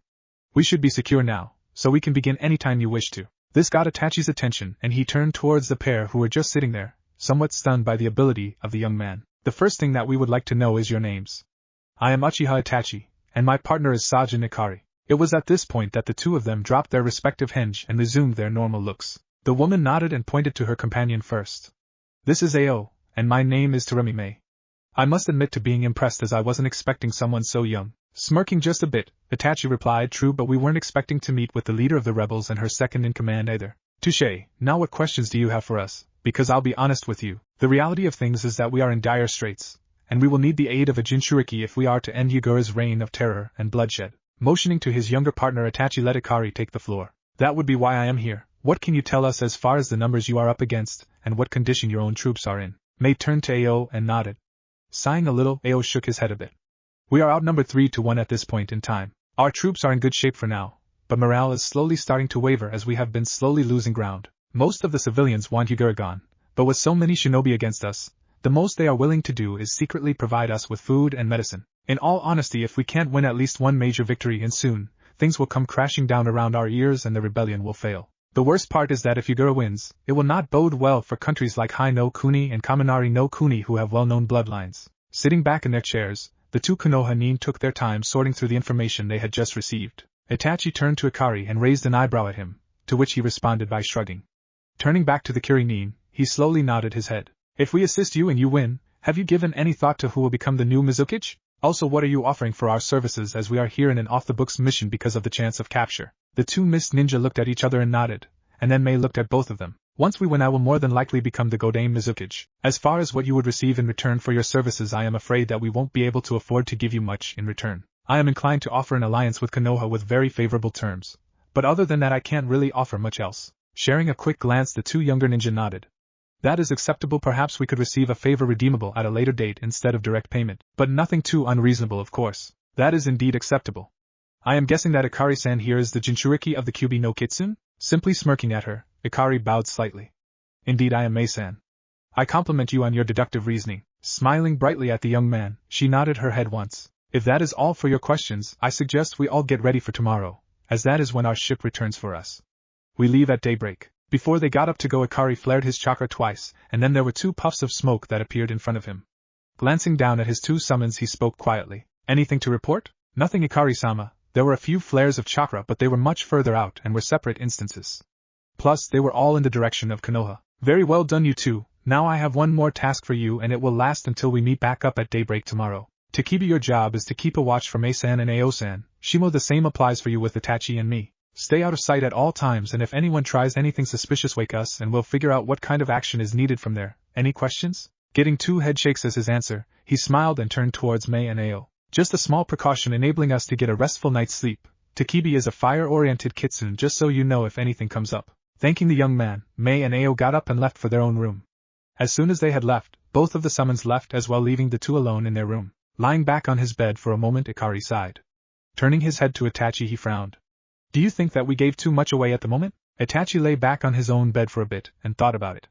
No, I don't feel like they are going to take advantage of us or anything like that. So I think that we did just fine with the level of information that we gained as well as gave away. Before we go to sleep tonight, we need to make sure we send a report to Kakashi. I will write it up if you will take care of summoning a fox to send it. Agreed. I am just a tad bit nervous though.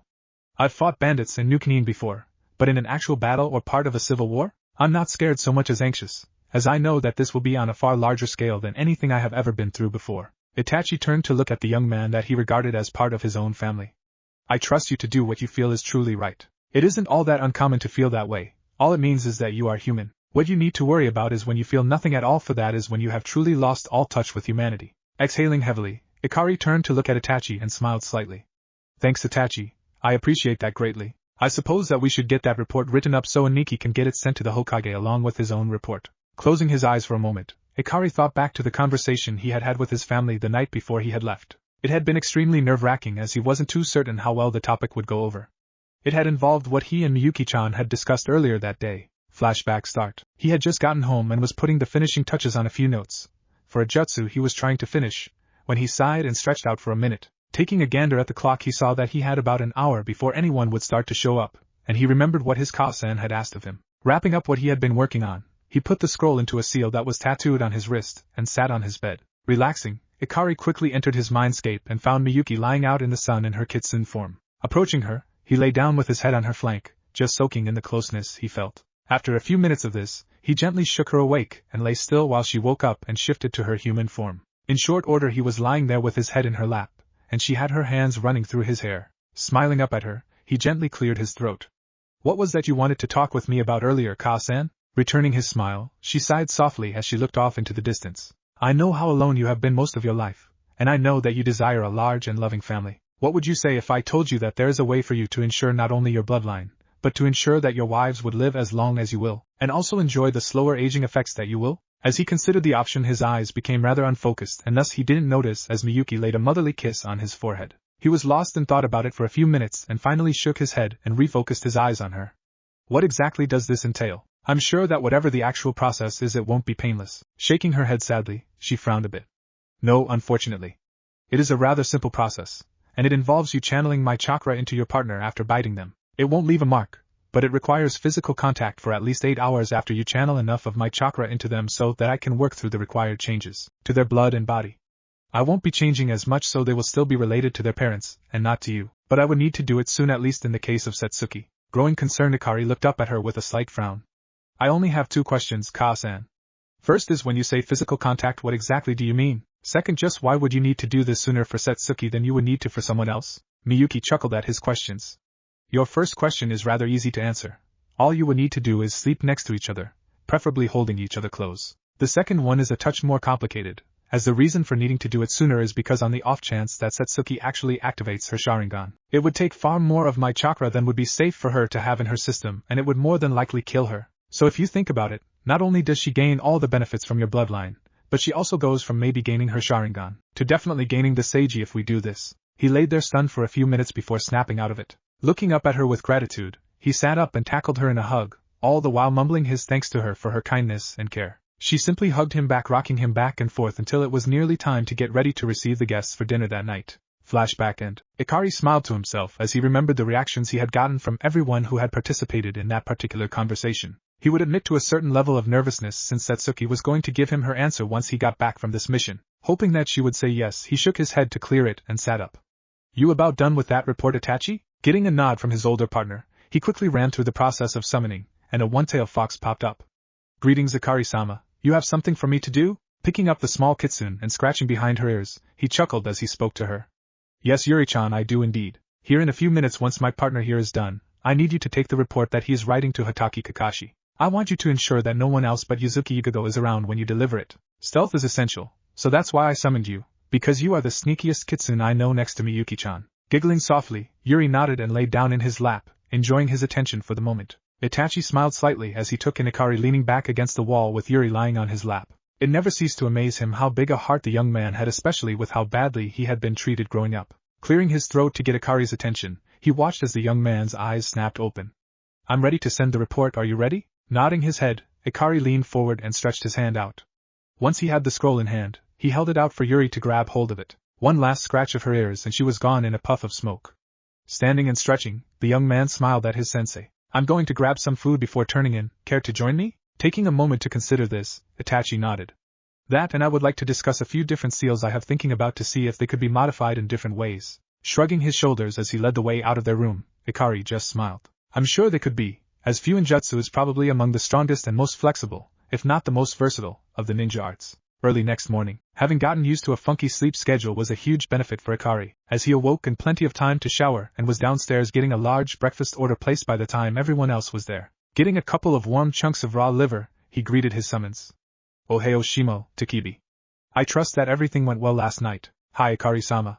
There was only one isolated incident, but we quickly managed to root it out before it became a problem. After hearing about the root possibly getting involved where they shouldn't be, Ikari sighed mentally. Very well done you two, here is your reward for such good work. Holding out his hands, he allowed them each to eat the chunks of liver, channeled some water-natured chakra and washed his hands of the residue, and then scratched their ears a bit. One last thing you two, I need one of you to relay a message to your eldest sister. I need you to let her know that her services might very well be needed in the not-too-distant future. He looked at both of them, trying to impress upon them the importance of this message. Shimo and Takibi simply nodded. Hi Ikari-sama. You do realize though that Shinobane is going to ask for you to start learning senjutsu soon if you do summon her here, right? Sighing aloud this time, he nodded.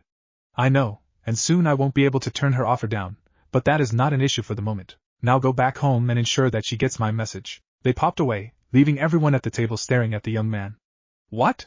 Was his response as he sat there blinking in confusion at everyone there. Itachi was the one who responded in humorous undertones. I believe that the cause for shock in this case is the fact that no one ever knew that any of the other summon families besides the toads and the snakes could teach the art of senjutsu to their summoner. He then looked to the other two that were there and received nods from the both of them. Mei cleared her throat and shook her head before speaking up as well. There's also the fact that you are quite possibly the youngest person I have ever heard of being able to summon, let alone being taught the sage arts. Her voice was soft and respectful as she spoke, somehow also filled with awe at the strength this young man possessed. Chuckling lightly, Ikari simply nodded at them.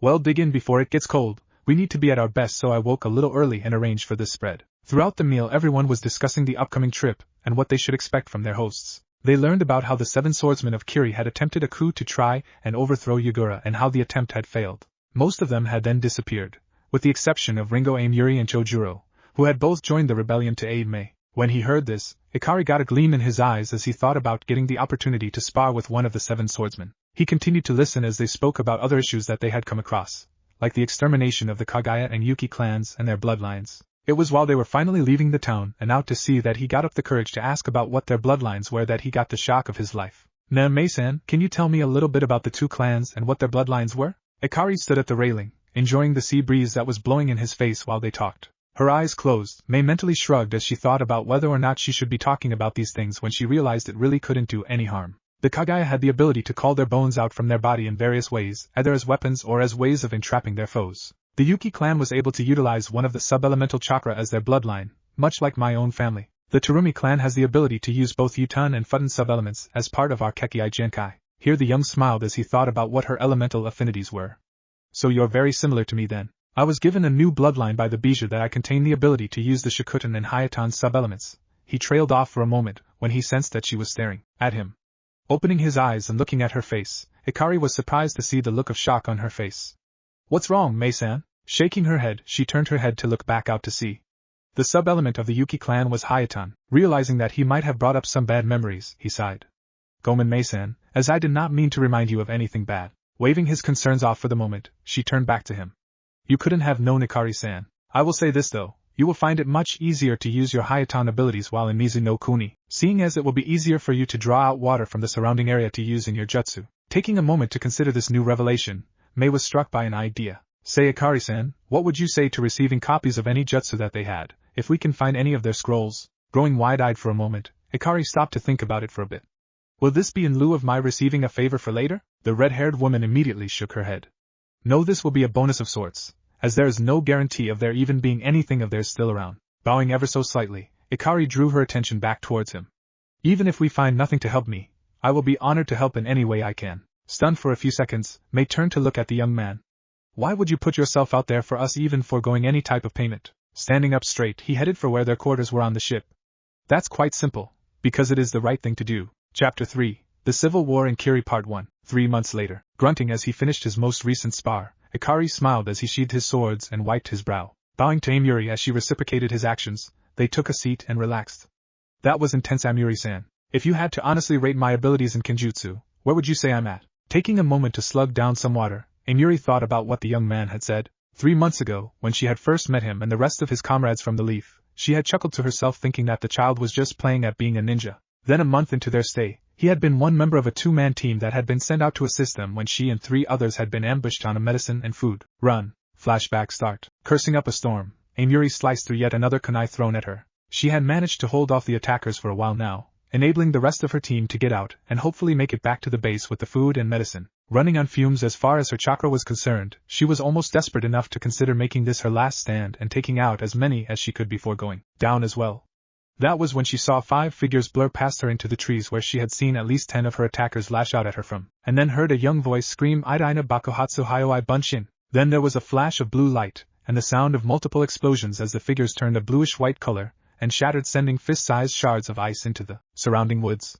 By the sound she heard afterward, there must have been at least 5 of her enemies that were either dead or wounded. Right after that she saw a 3-tailed kitsune race past her, and take up a protective stance in front of her, and then felt a presence at her side. Turning to look, she saw one of their few medic ninja and smiled a tiny bit.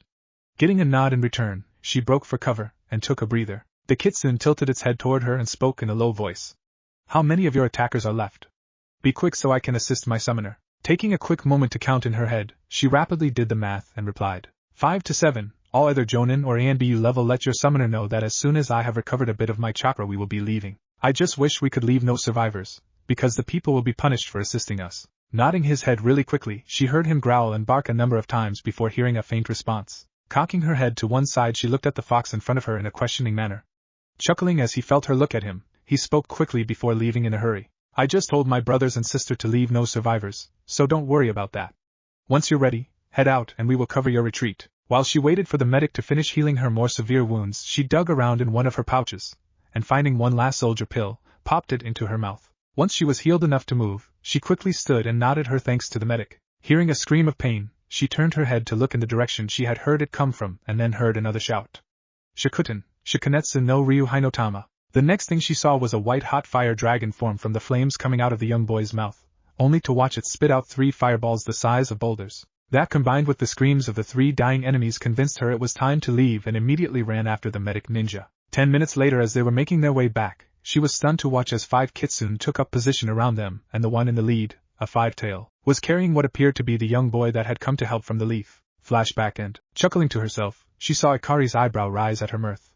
Shaking her head, she sighed and looked at him. To be honest, I was just remembering the day my opinion of you changed, that day that you and your kitsune saved my ass a few months back. I would honestly say that if you were one of ours, I would be doing whatever it took to get you as my apprentice to become one of the Kiri no Shinobigatana Shishininshu. You are currently at or around low ANBU level with your blades, and have an almost uncanny ability to read what your opponent is going to do before they do it. Blushing lightly at the glowing praise and recommendation, Ikari bowed his head to her.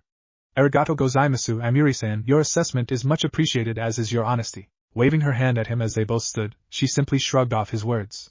You asked for an honest opinion, and I am nothing if not blunt about the way I speak my mind. I call them like I see them, and if you ever change your mind about staying in Konoha, come see me after this civil war is won and I will ensure that you get a place here. Chuckling lightly at her comment, he shook his head. I highly doubt that my fiancée would agree with that, all things considered, especially since her clan and family all live in Konoha. Shaking her head in amusement, she laughed aloud. Engaged at 10, huh? Was it a prearranged betrothal of some sort? Grinning up at her, Kiri nodded slightly.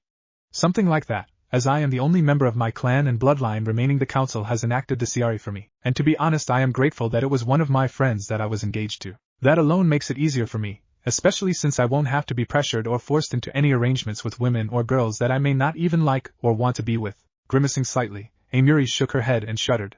Better you than me, that's all I'll say about that particular subject. We'd best be heading out to see if there is anything going on. 6 months later, having proven to be a superior swordsman, Ikari found himself teamed up with Yuri and Chojuro quite often on missions. All too often, at least in the beginning, he had been caught in the middle of the two, seeing as how Yuri was an outspoken and brash woman, and Chojuro was lacking in self-confidence and rather meek to boot. Now 6 months later, they were a fluid and efficient team. Having spent a lot of their off time together, he had somehow managed to calm Yuri down and built up Chojuro's confidence in himself, and they had both imparted quite a bit of experience to the young man. They had provided the refining and polish that the young man had needed to truly shine. At the current point in time, they were all heading back from a successful infiltration mission, which had gotten them some very interesting information on the actual numbers of Yugura's forces. They were all joking and laughing when there was a near silent gasp from Yuri that drew both of the others' attention. They both stopped and turned to look at her, and saw that she was staring at a copy of the Elemental Country's bingo book. Moving so that they could both look at what had her so shocked, they were shortly stunned as well. There, staring up at them from the unknown affiliation section, was Sajin Ikari while wearing his fox mask, staring back at them. The Hokage's office. Sarutobi Hiruzen had been calmly reading his Ika novel after having finished his paperwork, when an ANBU popped into his office. Bowing to the Hokage, he failed to notice what was in his hands, thus allowing the Hokage to salvage his dignity. Thor, report. Handing him an open bingo book, he pointed to the page it was open to. Hiruzen frowned as he realized just who they were talking about. Alias, Chi no Akumakitsune. Name, unknown. Age, 12 to 13. Village, unknown. Date of birth, unknown. Blood type, unknown. Height, 5 feet. Weight, 100 lbs. Bloodline, Hayatan/Shikutan. Threat rank B. Abilities, Taijutsu unknown. Genjutsu, Chunin/Jonin. Ninjutsu Jonin. Kenjutsu, Jonin/Umbu. Known elemental affinities, wind, fire, water. Wanted dead or alive, Kiri, 500,000 Ryo. Wanted in Kiri for aiding and abetting the rebel faction, as he has killed 10 ANBU, 20 Jonin, and 37 Chunin, all in the name of the rebels, is especially lethal with his twin Kodachi. Be cautious and never approach him one-on-one, as he knows multiple jutsu that point to him having multiple bloodlines, similar to Terumime. Has been seen with 2 of the Kiri no Shinobigatana Shishinin Shu, Amiri Ringo and Chojuro. If he is seen with the 2 of them, flee on sight. Exhaling heavily, he sat back in his chair for a moment. Turning to the ANBU, he looked at them for a moment, and then sighed again. They're fishing for information, are they? His frown returned as he thought about his course of action at this point in time. Unfortunately, there wasn't anything that they could do at this point in time. Mizu no Kuni, Rebel Base. As soon as they got done reading the entry, they all leapt back into the trees and hightailed it back to base. Once there, they went their separate ways, and Ikari took a copy of the bingo book and went looking for his Aniki. 10 minutes later, he found him leaving the armory, and Ikari fell in step alongside his brother figure. After a couple minutes of silence, Kakashi figured out that something was bothering the young man, and calmly placed a hand on his shoulder. What's wrong, Ototo? Is there something bothering you? Nodding, he handed his Aniki the bingo book. Not comprehending what was going through his mind at the moment, Kakashi idly flipped through it to the Konoha section, and didn't see anything amiss. Turned to the unknown affiliation section, B-rank threats. Shrugging as he still hadn't quite connected the dots, he turned to the aforementioned section, and stopped suddenly as he saw the first person listed. Stunned, he read through the listing and smiled to himself as he got to the end. Moving along towards the living area that they had set up for themselves, he studied Ikari to see what his true thoughts were on the matter. So how do you feel about this? All he got in response was a head shake and a half-hearted shrug. Don't honestly know what to think or feel about it, to be honest. The first thing that came to mind was that I'd somehow compromised our village, at least until I saw where they had me listed. Then there was the fact that they somehow had someone survive one of the missions I had been on to have as thorough a listing as they did. So absorbed in his thoughts, and what he was saying, that he didn't even notice when Yugugo and Itachi had joined them. Kakashi had wordlessly handed off the book to them, ensuring that it was open to the correct section. I think that it's pretty nifty that I'm only 11 and already people consider me to be a B-rank threat, though it does make my life a bit more dangerous. I'm just grateful that there isn't anything in there about my dojutsu. Wouldn't you agree, Aniki? It was at this point that he looked up and noticed that his other 2 comrades had joined them. Smiling slightly at them, he nodded at the book and looked at them in a questioning manner. Quickly getting the idea of what he was asking, they all nodded at him while smiling at the same time. Yugugo was the first one to speak up, hesitantly though, as she didn't want to offend Ikari. So how do you feel about it, actually being in the bingo book? Pausing as they had reached their initial destination, he smiled sadly. In a way it's kinda neat, that someone who doesn't know me can rate my skills in such a manner. To be blunt, I figured that either it would be some time before I actually became a target in such a manner, or I would only merit a C-rank threat at most starting out. Sighing as he collapsed backwards on his bed, he watched as everyone gathered around him as he thought out what he was going to say. It's also kinda nerve-wracking at the same time, knowing that someday soon I could be fighting off people who are only after my bounty, you know? Ikari ran a hand over his face, and laughed as a thought struck him. I guess I will just have to keep on getting stronger, so that I can protect not only those who are precious to me, but also to protect myself, Everyone laughed at that, with the exception of Itachi, who just smiled broadly at the young man who would be related to him sooner or later. The raven-haired man leant back in his seat for a moment, and looked at Ikari. So how'd your most recent mission go? Looking at Itachi with a grateful smile, they passed away the remaining time until dinner comparing notes on their most recent missions. The next day, whistling softly to himself as he headed off to the east of the base to train, Ikari was lost in thought as he walked along. He had prepared for this by summoning a couple of two-tailed kitsune to watch over him to ensure that he wasn't snuck up on or attacked. Enjoying the rarity of a day off from missions was a luxury he fully intended to take advantage of as they were so few and far between at the moment. Talking with his tenant at the moment, Ikari was discussing the details of being trained in senjutsu. The pros and cons of the training were what were weighing on his mind at the moment. So the main difference in the way that the Kitsune and the Gamma clans teach their summoner how to achieve Sage Mode is that the Kitsune teach it as a way of fighting, meditation, while the Gamma teach it through being still and gathering it through meditating, right? His Ka-san nodded at this as she smiled before continuing with the impromptu lesson on Senjutsu and Senin Modo.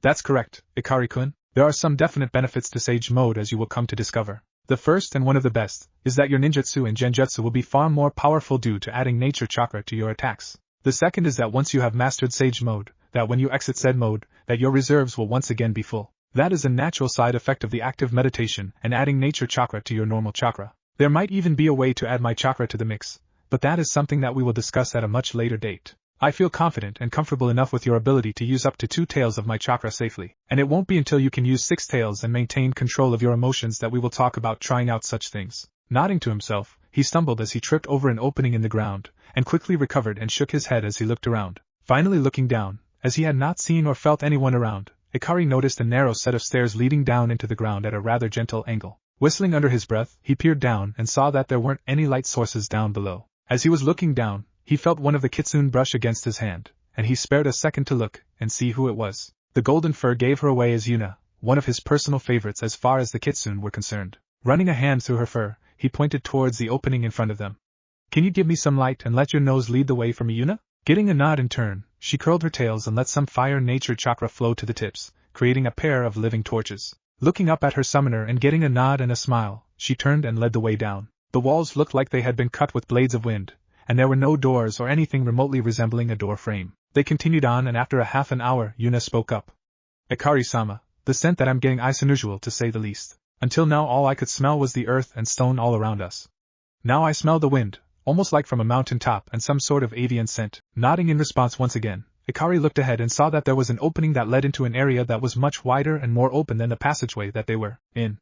Holding up at the entry, he looked around and saw that there was a massive amount of engraving on the walls, and as he stepped into the room and looked closer, he was stunned by the level of detail that was present. The only thing that he could see was that there were many birds in various poses, each of them birds of prey. Ikari was brought out of his musings by Yuna, who had yipped at him and drew his attention to a pedestal that was artfully carved into the wall directly across from the entryway. Approaching it cautiously, Ikari noticed a rather large scroll that looked eerily familiar to him. As he looked at it, it occurred to him that this scroll was a summoning scroll. Turning to Yuna, he tilted his head in thought for a moment before meeting her gaze. Is it possible to hold more than one summon contract as a summoner, Yuna-chan? Sitting back on her haunches for the moment, Yuna sighed. Technically, yes it is. The hard part about it is that you need both bosses to agree to it. Before I say whether or not Shinobana-sama will even think about agreeing or even considering the possibility, you will need to open the scroll and see exactly what summon the scroll is for. Nodding absently as he turned to the scroll, Ikari quickly unfurled it and looked through it. There were only a handful of signatures there, and they were so faded as to be illegible.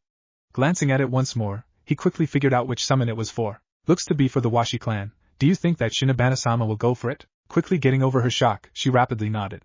The Eagles have always been one of our clan's allies, and I don't foresee any issues with it. You will need to summon her to ask before signing it though. Smiling at her, Ikari grabbed the scroll and proceeded to leave the same way they had come. Once they were out of the passage, he turned to look at it only to see solid ground once more. Quirking an eyebrow at the strangeness of it, he ran through the hand seals and slammed his bloody hand into the ground. Kuchios no Jutsu. A large cloud of smoke popped into existence, and cleared away rapidly. Standing there in front of him was a horse-sized dark blue kitsune with 8 tails waving behind her. "Greetings, Shinibana-sama. I have summoned you here for a rather unusual request." The rather large vixen smirked as she looked down at her clan summoner, as he had his head bowed out of respect for not only her, but her mother as well. Settling down into place, she laid out in front of him, setting her head down on her paws. "Greetings to you as well, Ikari-kun, and to you as well, Yuna. What is this request you have for me?" Raising his head and settling down on the ground as well, Ikari held the scroll out in front of himself, resting on both of his palms. "While discussing the senjutsu training with Kasen this morning, both Yuna-chan and I came across a rather unusual opening in the ground. Deciding to check it out for potential threats, we ran into a large room that was most beautifully engraved with many different birds of prey in quite a few different positions. Yuna here discovered a pedestal, and on it I found this scroll that contains the contract for the Washi clan. I then asked her if it was possible to be the summoner for more than one clan, and she told me that it is up to the discretion of the boss summons for each clan." Quietly taking a deep breath, he licked his lips as unobtrusively as possible before continuing. "It was my desire to know if you would allow this, as I desire the power and ability to protect all those precious to me, and having another clan to summon would be of no small assistance in accomplishing this." Tilting her head slightly after getting past the amazement that he had actually found one of their long-lost allies' summoning contracts, she held the young man's gaze. Looking into his eyes, she could see the courage that it had taken for him to ask this of her, as well as the desire to grow stronger. As she contemplated his request, the vixen tested his patience, and resolved by holding her tongue as she considered his request. Staring at the young ninja, she considered what she knew of him. He was young, honorable to a fault, definitely very strong in spite of his youth, and he never lorded it over others despite his rough beginnings. Smiling to herself, she knew that this would prove beneficial to both their clans, and she nodded. "Ikari-kun, I will allow this, as in the time that you have been our summoner you have proven both your honor and loyalty to us. I know that you would not favor one of us over the other. All I ask is that since you will have multiple mates, that you allow your first mate to sign the contract with the Washi clan, your second mate with the Kitsune, and your third with whichever she so desires. Is this agreeable to you?" Exhaling softly, Ikari smiled gently as he nodded his head. "Yes, it is agreeable, although I do have a small favor to ask in behalf of another. I shall wait to do so once the boss of the Washi is here before us." Without further prompting, he bit his thumb and signed the scroll after unrolling it. Glancing at his hand to ensure that there was still enough blood on it, he then focused on the eagle's contract as he ran through the summoning process once more. Another large cloud of smoke appeared, and there was a sudden sharp wind that blew it away, accompanied by the shrill cry of a large eagle. As Soikage was gazing around, he took in the 2 kitsune in front of him as well as the young human. Turning to Shinibana, he nodded his head and greeted her first. "Greetings to you, might I ask your name?" "I am Soikage, lord of the Washi clan, and it has been over 1,000 years since the last time anyone has summoned me or mine to this plane." Grinning widely, the elder of the 2 kitsune raised her head and body so that she was sitting on her haunches. "Greetings to you as well, Soikage-sama. I am Shinibana, eldest daughter to Miyuki, who was the former ruler of the kitsune. She is still alive and is present in a way. Sajin Ikari, stand and present yourself." Turning and facing the young man as she spoke, she drew attention to the human present. Gulping silently as he stood, Ikari bowed to both of the bosses. "Greetings to the both of you, Soike-sama, Shinibana-sama. My name is Sajin Ikari, Chunin of Kanahigaku no Sato, Jinchuriki of the Kyubi no Kitsune, and summoner of the Kitsune clan. It is my hope and desire to be able to summon both of your clans to aid me and mine in our times of need." Stunned at his frank and honest admission, the eagle looked over to the fox as his eyes widened. Receiving a subtle nod of her head in answer to his unasked question, he then turned his attention to the young man standing before the both of them, still patiently bowing to them. "Rise, young one, and tell me how you came to be the Jinchuriki to the strongest of the Bijou, and also how you came upon our summoning contract. Once I have heard your honest answer, I will judge whether you will be allowed the privilege to summon my clan and I." Over the next hour or so, they sat there and listened as Ikari answered their questions about how he had become the Jinchuriki to Miyuki, his former parents' rather sickening plans, and all about his new bloodline and clan. They also discussed his training, both past and present, as well as his current situation here in the mist. Once they had finished, everyone sat there in silence and digested all that they had heard and discussed. Turning to his counterpart, the eagle nodded and then faced the young human once more. "I have decided that we, the Washi clan, will answer your call and will become summons of the Sajin clan, alongside our allies of old, the Kitsune clan. If you have need of one of us, you must focus on which clan you wish to call upon, or otherwise you will get both clans. There is a way around this, however, at least when you are not in the heat of battle, and that will require the agreement of all 3 of us. If you agree to this, both Shinibana-sama and I will channel a portion of our chakra and touch one of your forearms. Doing this will form a tattoo of sorts that will eliminate the need for hand seals, as all you will need is the blood to wipe across the mark, and to channel the appropriate level of chakra needed for whomever you wish to summon." Sitting down heavily as it hit him that he had 2 clans he could summon from, the young Sajin heir thought about what he had just been told. Putting his agreement to their proposal to the side mentally at least, he vocalized the favor that he had been thinking of.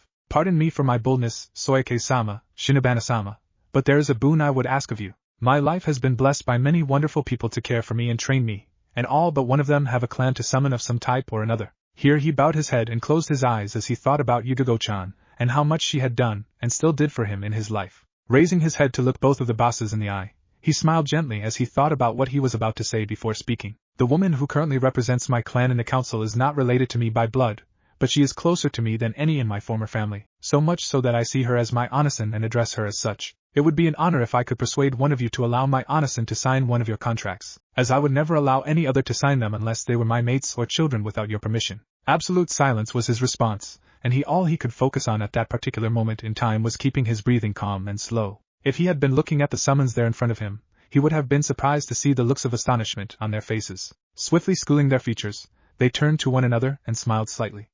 After a few more minutes of waiting just to mess with him, they nodded and Soike spoke up. Your respectful manner and the esteem in which you hold this woman is very telling, Ikari-san. I only have one question, and this will more than likely determine which of our clans will respond if your sister calls upon us. What is her elemental affinity? Looking up and quickly assuming a neutral tone to his face as he did so, Ikari directed his gaze towards the eagle. Her affinity is to fire, Soike-sama. Shinobana was up next with her own question. If you had to determine where her strengths as a kunoichi are, what would you tell us? Taking a moment, Ikari thought about it and then asked for clarification. Do you mean specifically or in general what I feel her strengths are? She immediately replied, both specifically and in general.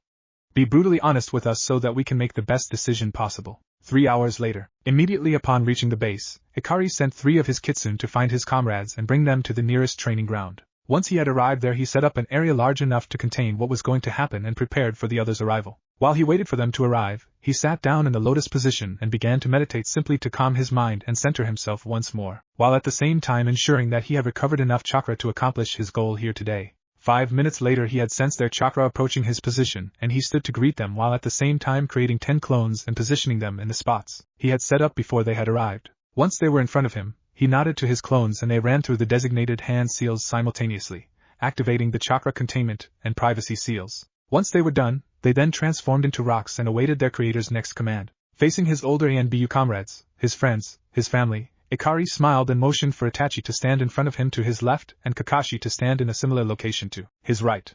Clearing his throat he began to speak.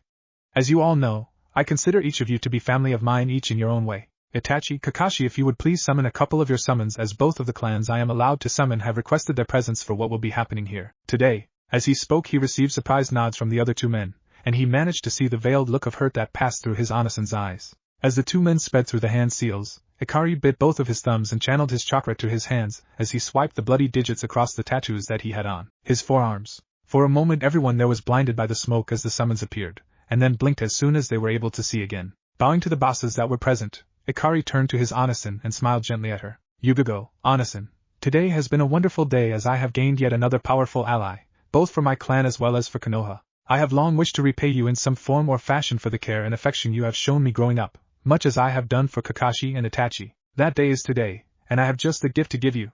After several hours of questions given to me by Shinobana-sama and Soike-sama, I will be granting you something that I know that you have long desired. Turning around and bowing once more to the boss of the Washi clan, as he stood back up he held out his hands and received the scroll that held the summoning contract for the eagles.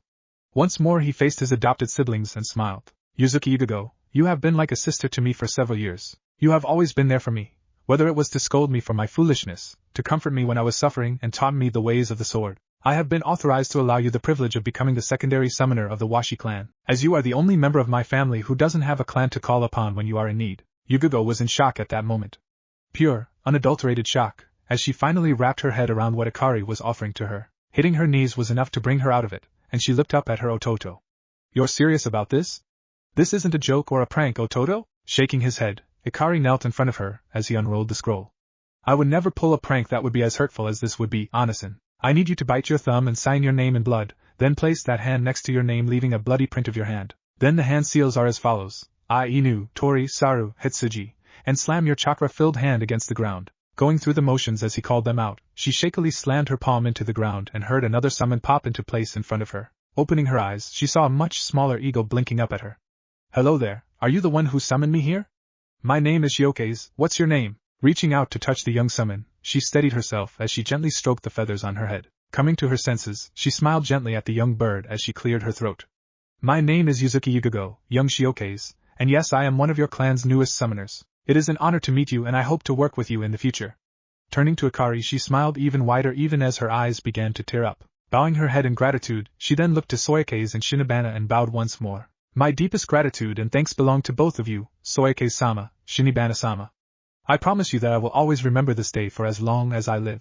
Standing up, she held out her arm and motioned for her summon to join her. As the group watched Shiokase flap her wings and take to the air so that she could take a perch with her summoner, Ikari chuckled as he took in her excitement and awe. Clearing his throat, the Washi clan leader spoke up at this point in time. Yuzuki-san, aside from our visual acuity which will assist you in reconnaissance and our ability to deliver messages, I believe that our greatest ability will lie in collaborative jutsu, since our primary affinity is to the wind, which can enhance your fire techniques. Once you are at home again, I expect the both of you to call upon us so that we can work together to find the best ways of approaching this. Until we are needed again, we will take our leave. Here he paused for a moment, giving a nod of his head to Kakashi's Niken and Itachi's crows, who all bowed to him, and a slight bow to Shinobana who returned it. Taking one more look at his summoners, he spoke one last time.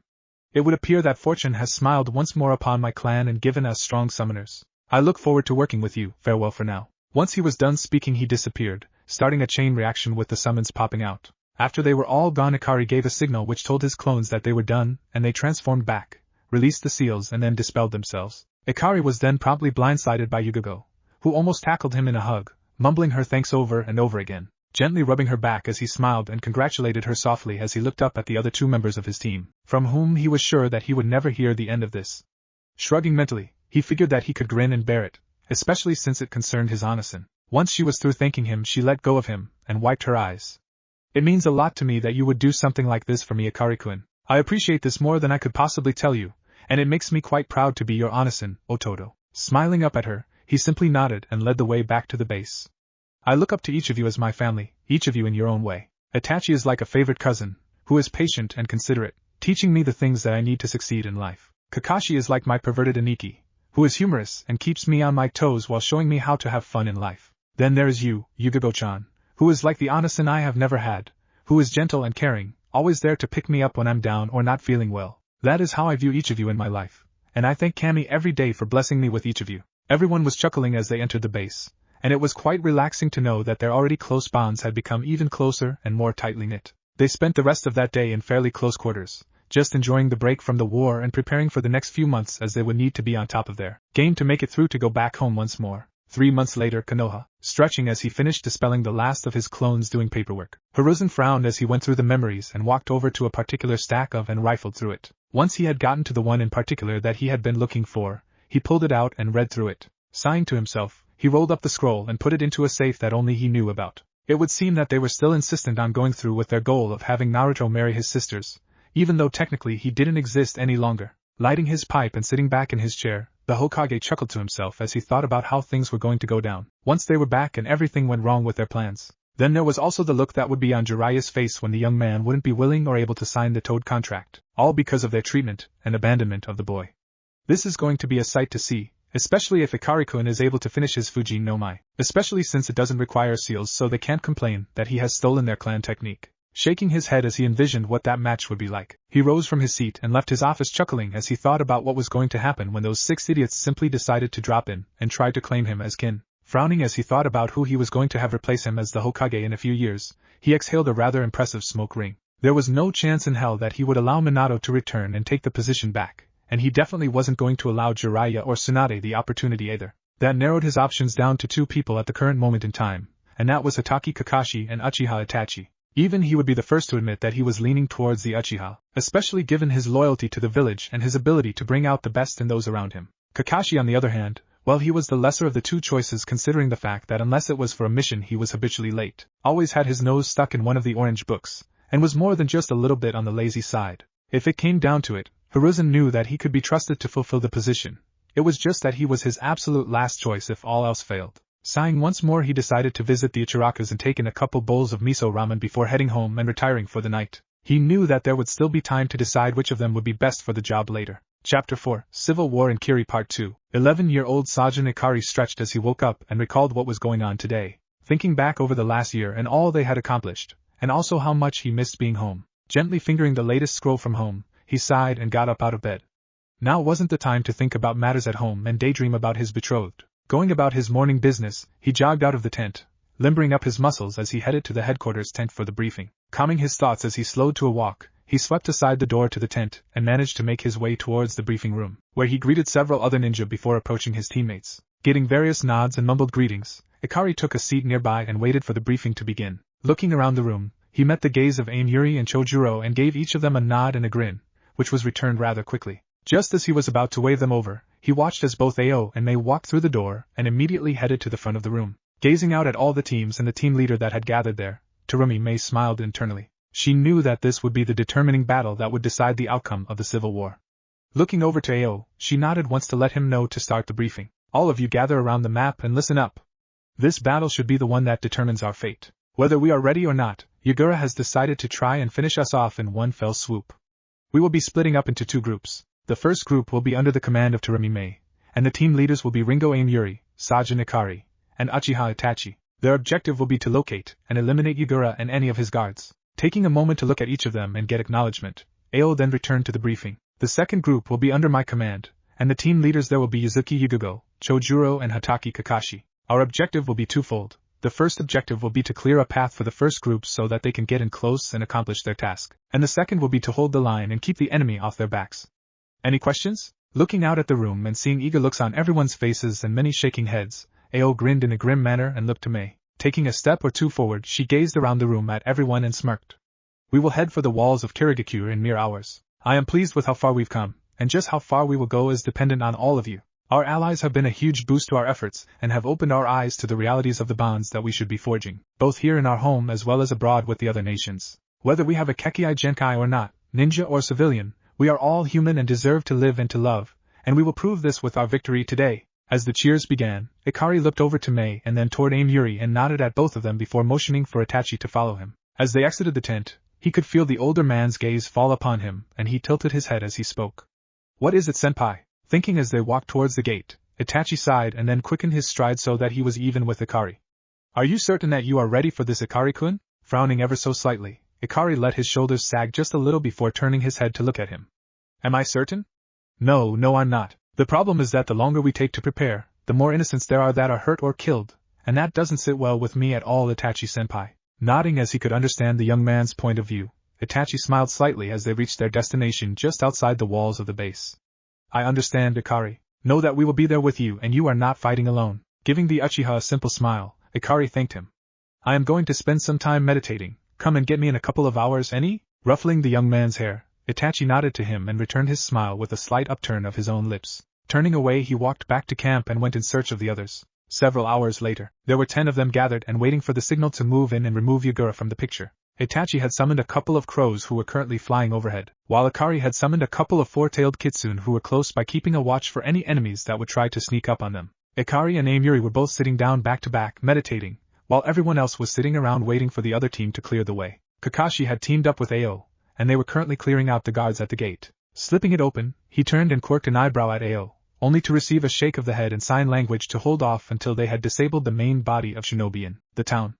Agreeing quickly, they made their way back to the other members of the team, and signaled them to pull out the seal scrolls that Ikari had prepped for this very purpose. In his studies of Fuinjutsu, Ikari had learned how to modify certain types of tags in many different ways. He could change them so that they could unleash jutsu, senban, kunai, even many different types of poison. After many weeks of study, as well as trial and error, he had even managed to get some of the weapons' tags to be unleashed in specific directions. The specific seals that he had given Kakashi were of a unique design all his own, in that they contained a modified futon jutsu that was unleashed after a relatively simple-to-use and counter-sleeping agent was dispersed. The agent itself worked almost instantly upon contact with any of the mucous membranes around the nose, ears and eyes. The jutsu that he used was a very low-powered futon, Daitapa, that was released as the agent burst into the air, allowing a much wider spread of the near-invisible powder than would normally be permissible. Breaking up into 4 smaller squads, Kakashi quickly whispered directions to the other 3 people that he handed out seals to, refreshing their memories on placement, timing, and avoidance of the agent. Moving out into the early morning darkness, Kakashi and Ao quickly located one of the few massive groups of the enemy's forces and quickly got to work. 10 minutes later, everyone in their task force regrouped and readied themselves. Giving a quick glance around, Ao nodded at Kakashi, who gave a short countdown, and they all activated their portion of the tags. One of the most complicated portions of these particular seal tags was the work that had not only incorporated the jutsu portion as well as the directional part of the seal, as the seal in its entirety was nothing short of a masterpiece. It also boasted a chakra conversion seal which converted anyone's normal chakra into wind-natured chakra, a very dilute form of the explosive seal that was needed to propel the sleeping agent, but it also included a very localized silencing seal that eliminated the noise, and managed to keep the jutsu down to where it simply felt like a quick but gentle breeze. Waiting about 5 minutes, Ao nodded to Chojuro to give the others the signal as it was now time to strike. Chojuro's smile was enough to give even Kakashi the shivers, seeing the sharp-toothed man grin from ear to ear like he just had. Focusing on his chakra network, he quickly flared it once, twice, paused for 3 seconds and then flared it a third time, outside the city gates. Upon receiving the signal, Ikari stood and assisted Amiri in standing, while nodding to everyone else that was there. "It's time, Mei-san, please lead the way." Receiving a short nod and a slight smile, they quickly headed for the tower and hopefully to end this war. Once they had reached the gates, they ran into one of the others that had gone on ahead with Kakashi, who nodded to them and pointed the way before disappearing to regroup with the rest of his team. As they moved towards their target, they took down any that they came across with a thrown kunai or shuriken, doing their level best to preserve as much of their chakra for the upcoming confrontation with Yagura. They arrived at their destination about 5 minutes later, and all but Amiri, Itachi, Mei, and Ikari broke off and headed out to secure the perimeter while the others waited for them to accomplish that portion of their mission. As soon as they had cleared out any resistance, Mei led the way into the tower, followed by Ikari, Amiri, and then Itachi. Once they reached the top and were standing outside the Kage's office, Ikari held up a hand and pulled a brush and ink out of one of the seals that he had on his wrist. Rapidly he painted a seal on the door with all the grace and precision of a master artist. After he had finished and sealed away the tools, he then gestured for Mei to continue. Opening the doors, they all entered and stood in the Mizuki's office, with Mei in the center and the other three arranged in a semicircle behind her. Ikari closed the door and took a step back so that he couldn't be easily seen and prepared to erect the seal barrier that he had personally designed. The seal, Arashirye Shohiki, was designed to completely enclose an area, whether interior or exterior in nature, and seal it off with an impassable barrier made up of wind and lightning nature chakra. In essence, once he activated it, nobody and nothing would be able to enter or exit the enclosed space until after he deactivated it or was killed. The best part is that any jutsu that hit it, regardless of whether from inside or outside, only served to strengthen the barrier as it absorbed the chakra from them. So this barrier was ideal for facing off against the Jinchuriki, and Ikari was waiting for the signal from Mei as to when to set it off. He spent the next minute or two observing Yagura, who had pale white blonde hair, pinkish eyes, and was rather short in stature. "Terumi Mei, so have you grown desperate enough that you would try to assault me here in my stronghold?" "No matter, I'm quite certain that as we speak your rebels are getting mopped up by my forces." Smirking wildly at the Mizukage, Mei chuckled lightly as she gave Ikari the signal he had been waiting for. Flashing through the hand seals with a speed that most jonin would drool over, he activated the technique and the barrier quickly arose in place. A raised eyebrow was Yagura's only response as he examined the white and blue shimmering barrier of chakra. Interesting, this would appear to be a barrier seal, very impressive work for one so young. Turning his attention back to Mei, he chuckled in a low tone of voice. "I'm guessing that you won't be willing to back down and turn yourself into face judgment." Scoffing aloud at his comment, Mei's face changed almost instantly from a smirk to an angry scowl. "When that judgment would be my death simply because I was born with a Kekii Genkai? You're clearly losing your grip on reality if you think that I would just roll over and take something like that. Now then, shall we just get down to business?" His features settling into a grim scowl, he slowly stood and reached behind his back for his staff. Walking calmly and coolly around his desk, Yagura stood in front of her and assessed her for a moment. "As you wish, Mei-san, if you're that eager to die, then I will willingly oblige each of you in this." As the two of them were talking, Ikari activated his dojutsu and was waiting for the right time to utilize his genjutsu against his target. While he was observing their target, he got a feeling in his gut that not everything was as it seemed. Getting Itachi's attention, he flashed a message to him with hand signs. "Senpai, target may be under a genjutsu. No proof, but it might be advisable to check out." His eyes narrowing slightly, Itachi activated his Mangekyo Sharingan and looked over the current Mizukage. While unable to see the chakra network like the Byakugan did, he was able to determine the flow and effect of chakra, thus being able to copy jutsu and predict movements as well as determining whether a target was under the effects of a ninjutsu or genjutsu. It was due to his many years of experience that he was able to detect the very subtle and almost invisible threads that denoted the usage of a highly advanced genjutsu on the Jinchuriki Mizukage. Nodding to himself, he continued to gaze at Yagura as he signaled back to Ikari. "Confirmed, the Mizukage is indeed under a genjutsu, highly advanced and almost impossible to detect or remove. Continue with our primary objective and eliminate, strike to kill not capture." Getting into his kenjutsu stance, Ikari nodded and turned his full attention to Yagura. Clearing his mind and focusing on the battle to come, he nodded to Mei who began the attack. Ripping through hand seals with great speed, she called out the name of her attack, Yotan, Yogan Ryu, and then inhaling and pushing her breath out forcefully, she unleashed a dragon formed out of lava that rushed at her target.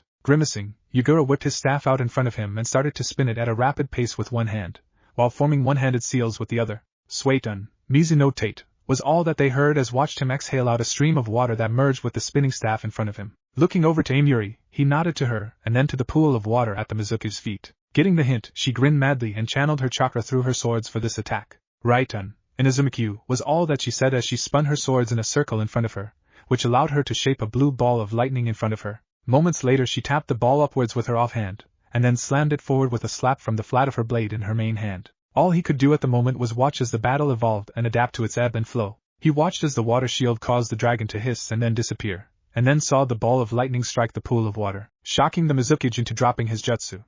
It was at this point that he decided that now was the best time to jump in and try to take advantage of him while his guard was down and he was distracted. Wielding a single sword in his hands, he leapt forward and swung his blade diagonally from above his head on the right to strike at Yugura. At the last possible second the Sanbai Jinchuriki managed to deflect his blade with his staff and locked it in place, where they struggled to push the other off balance. Shifting his stance ever so slightly, Ikari was in a better position to hold his blade in one hand, letting go with his offhand, and started to run through one-handed seals. Finishing on a modified Tora, he brought his hand up to his mouth as he called out his first jutsu.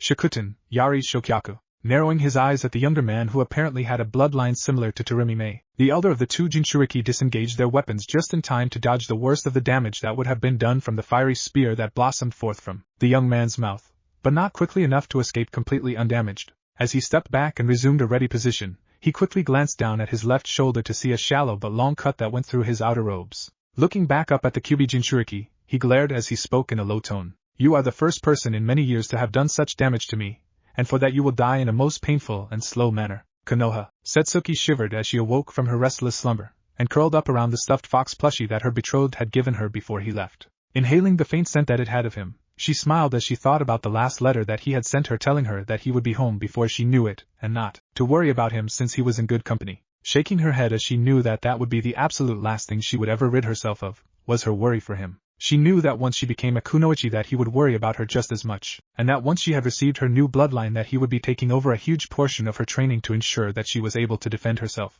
Stretching as she awoke, she got out of bed and threw on her robe before heading downstairs to the dining room. There was nothing she loved more than the freedom she had on the weekends to stay in her future home, and the young Uchiha knew that the housekeeper that they had hired enjoyed working for the both of them. With a smile on her face, she greeted Miko warmly. "Ohio Mikoba-san, how are you this morning?" Without turning around, the older woman smiled and waved as she finished cooking for the two of them. "Ohio, Suki-chan, I am doing quite well this morning. Did you sleep well last night? You've been rather restless the last few times you've been here." Turning around and serving up the pancakes that she had been making, along with setting some tamagoyaki on the table, she smiled at the young lady and shooed her to sit at the table. Blushing as she sat down, she nodded and then cleared her throat. "Hi Oba-san, I did sleep fairly well last night," but she frowned as she got quiet for a moment and looked down at her hands. Picking up on the silence from her young charge, Mika sat next to her and grabbed the young girl's hands in her own. "I'm guessing it has to do with your young man and your worries for him, am I right?" Getting a nod in response, Setsuki looked up at her and squeezed their housekeeper's hands. "The feeling I got this morning as I woke was that he was in grave danger, and I can't help but wonder if he will be alright." Gently returning her squeeze, Mika sighed as she let go with one of her hands and rubbed her charge's shoulders and upper back. "It's times like these where all we can do is pray for our loved ones and keep our chin up, making sure to do our best to keep faith in them that they will return to us alive and whole. Trust me when I tell you that it was the same for me with both my father as well as my husband, and it will be the same for your young man once you are out there accomplishing missions." Smiling gently at her, she then patted her hand and motioned towards the food. "Now let's not let the food I have prepared go to waste, shall we?" Kirigakyu no Sato, Mizu no Kuni, having engaged the Mizukage in a heated exchange of blows with his swords versus the Sanbai Jinchuriki's staff for the better part of a half an hour, Ikari had to take a step back and take a breather, which was much needed considering the fact that the four of them had been going at it hammer and tongs for the better part of 2 hours before this last 30-minute stretch.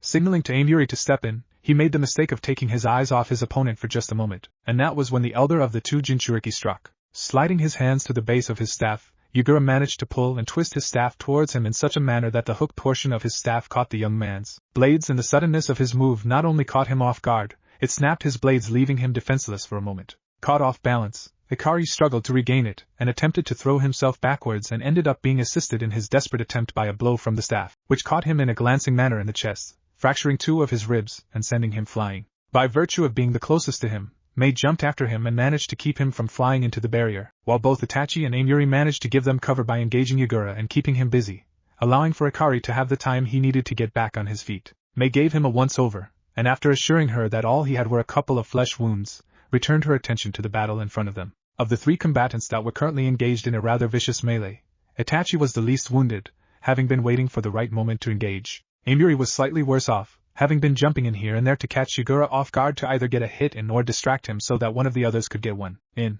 The Mizukage though was by far in the worst shape of them all. Having realized that the barrier was an unknown variable in this battle, he knew that he couldn't risk going all out with his bijou cloak, as that had always made him grow huge in stature. The worst thing is that with his foe's stellar teamwork, the standby, Isabu, was hard-pressed to give him any of its chakra beyond what was needed to keep his wounds healed. With a loud roar, Yagura threw all his strength behind throwing back his two attackers, and after clearing a small area around him, allowed a deep ocean blue cloak of chakra to form around him as well as one chakra tail starting to form. Hitting his knees for a moment, he started to stand back up and started to run through hand seals even faster than before. Suetun, Idina Suiro. Upon hearing the jutsu, Ikari threw his hands together and ran through the hand seals that he needed, all the while focusing inwards. He didn't watch as their enemy directed his chakra to the water beneath him, or as it gathered into a super-condensed form, and roared aloud to the heavens as it took the shape of a dragon. No, his focus was completely on where his allies were and on increasing the speed of his hands to be as quick as humanly possible. Hitting the last one, he immediately bellowed out a warning to his allies, and unleashed a surge of his chakra into the water around them. Hayatan, Toketsu Hakai no Yari, was whispered as he took a knee and slammed his hands down and channeled his chakra into the area in front of him, watching as spears formed from the water and hardened, freezing into ice, as they grew in number forming lines that raced towards the Mizukage and his jutsu. The two jutsu collided halfway between the two Jinchuriki, and while the dragon was frozen in place and shattered, the spears kept on heading towards the Jinchuriki of the Sanbai. Maintaining his focus on the jutsu so that he could attempt to end this here and now, Ikari bellowed one last time to get his allies out of the way. Itachi, Amiri, get out of there now! Barely moving out of the way in time, Itachi and Amiri stood well back and watched as the spears raced towards Yagura and caught him off guard, slicing into his legs and hands. Charging forward, Amiri and Mei both ran in and took advantage of his wounds. Amiri held her blades to his throat crossed in front of him, while Mei slapped two seals on him. One was a chakra suppression seal that would cut him off from both his own chakra as well as his bijou chakra, and the second seal which knocked him out and would keep him unconscious until they released the seal. Itachi made his way over to Ikari and sat down heavily next to the younger man. Are you well, Ikari? Shaking his head to clear it momentarily, Ikari turned and looked to the Uchiha. Nothing wrong with me that a nice large meal and a good night's rest can't cure, but I would prefer to get looked over by a medic, just to make sure I'm not underestimating the damage I took. Sighing as he realized that he no longer had his blades, he bowed his head for a moment, and then raised it once more to his teacher. Grinning sadly, he grabbed the hilts to his blades and sighed once more as he looked up at Itachi. How the hell am I going to explain this to Yagago? The next day, village square in Kiri. The very next day the four ninja from Konoha stood around the bound and unconscious Yagura, and they themselves were standing behind Mei, who had Amiri and Chojuro to her left and Ao to her right. They were simply waiting for noon to start off with the meeting that she had planned, which would end with the public execution of Yagura. Glancing at the clock that was built into the Kage Tower, she noticed that it was time to begin, and taking a couple of steps forward, she cleared her throat and began to speak. Shinobi, Kunoichi, and civilians of Kiri, my name is Terumi Mei, a Jonin Kunoichi of Kiri, and today I have a momentous announcement for all of you. The civil war which has plagued our land for so many years is finally over, and the Yandere Mizukage has been apprehended for war crimes as outlined in our original village charter. The penalty for said crimes is death, and before the day is out the sentence will be carried out by one of our 7 swordsmen, Ringo Amiri, taking a step to the side and motioning for the other 4 to bring Yagura forward, which Ikari and Itachi did by grabbing him under the arms and walking forward, and stopping just behind where Mei was standing, resting him on his knees and keeping a hand on his shoulders. The crowd as a whole seemed to emit an aura of relief and joy that the whole war was over and done with, and it would seem that there were only a very few holdouts who seemed to endorse the whole ideology behind Yagura's bloody reign while he was Mizukage. The whole thing seemed to have both Ikari and Itachi on edge, which was just as well for the both of them, seeing as how they had been keeping watch over the Sanbai Jinchuriki as a precaution. It was at this point in time that several members of the village council came forward, and what would appear to be their designated spokesperson asked a couple of rather forward, as well as pointed questions. Just who would you replace him with then, to ensure that what has happened here does not make a return, yourself, or one of these other nins standing beside you? What are your thoughts and plans on this matter? Shrugging her shoulders, Mei sighed as she gathered her thoughts before responding. First and foremost, I am still a Jonin of Kiri, and that is one thing that I have always been, despite fighting against the Yandere Mizukage. Could I step up and take over? Most assuredly yes, as I am a Kage level Kunoichi. Will I? The answer to that is a firm and resounding no, because that would go against everything me and the rest of those who have been fighting for the simple right and privilege of being able to live have fought for.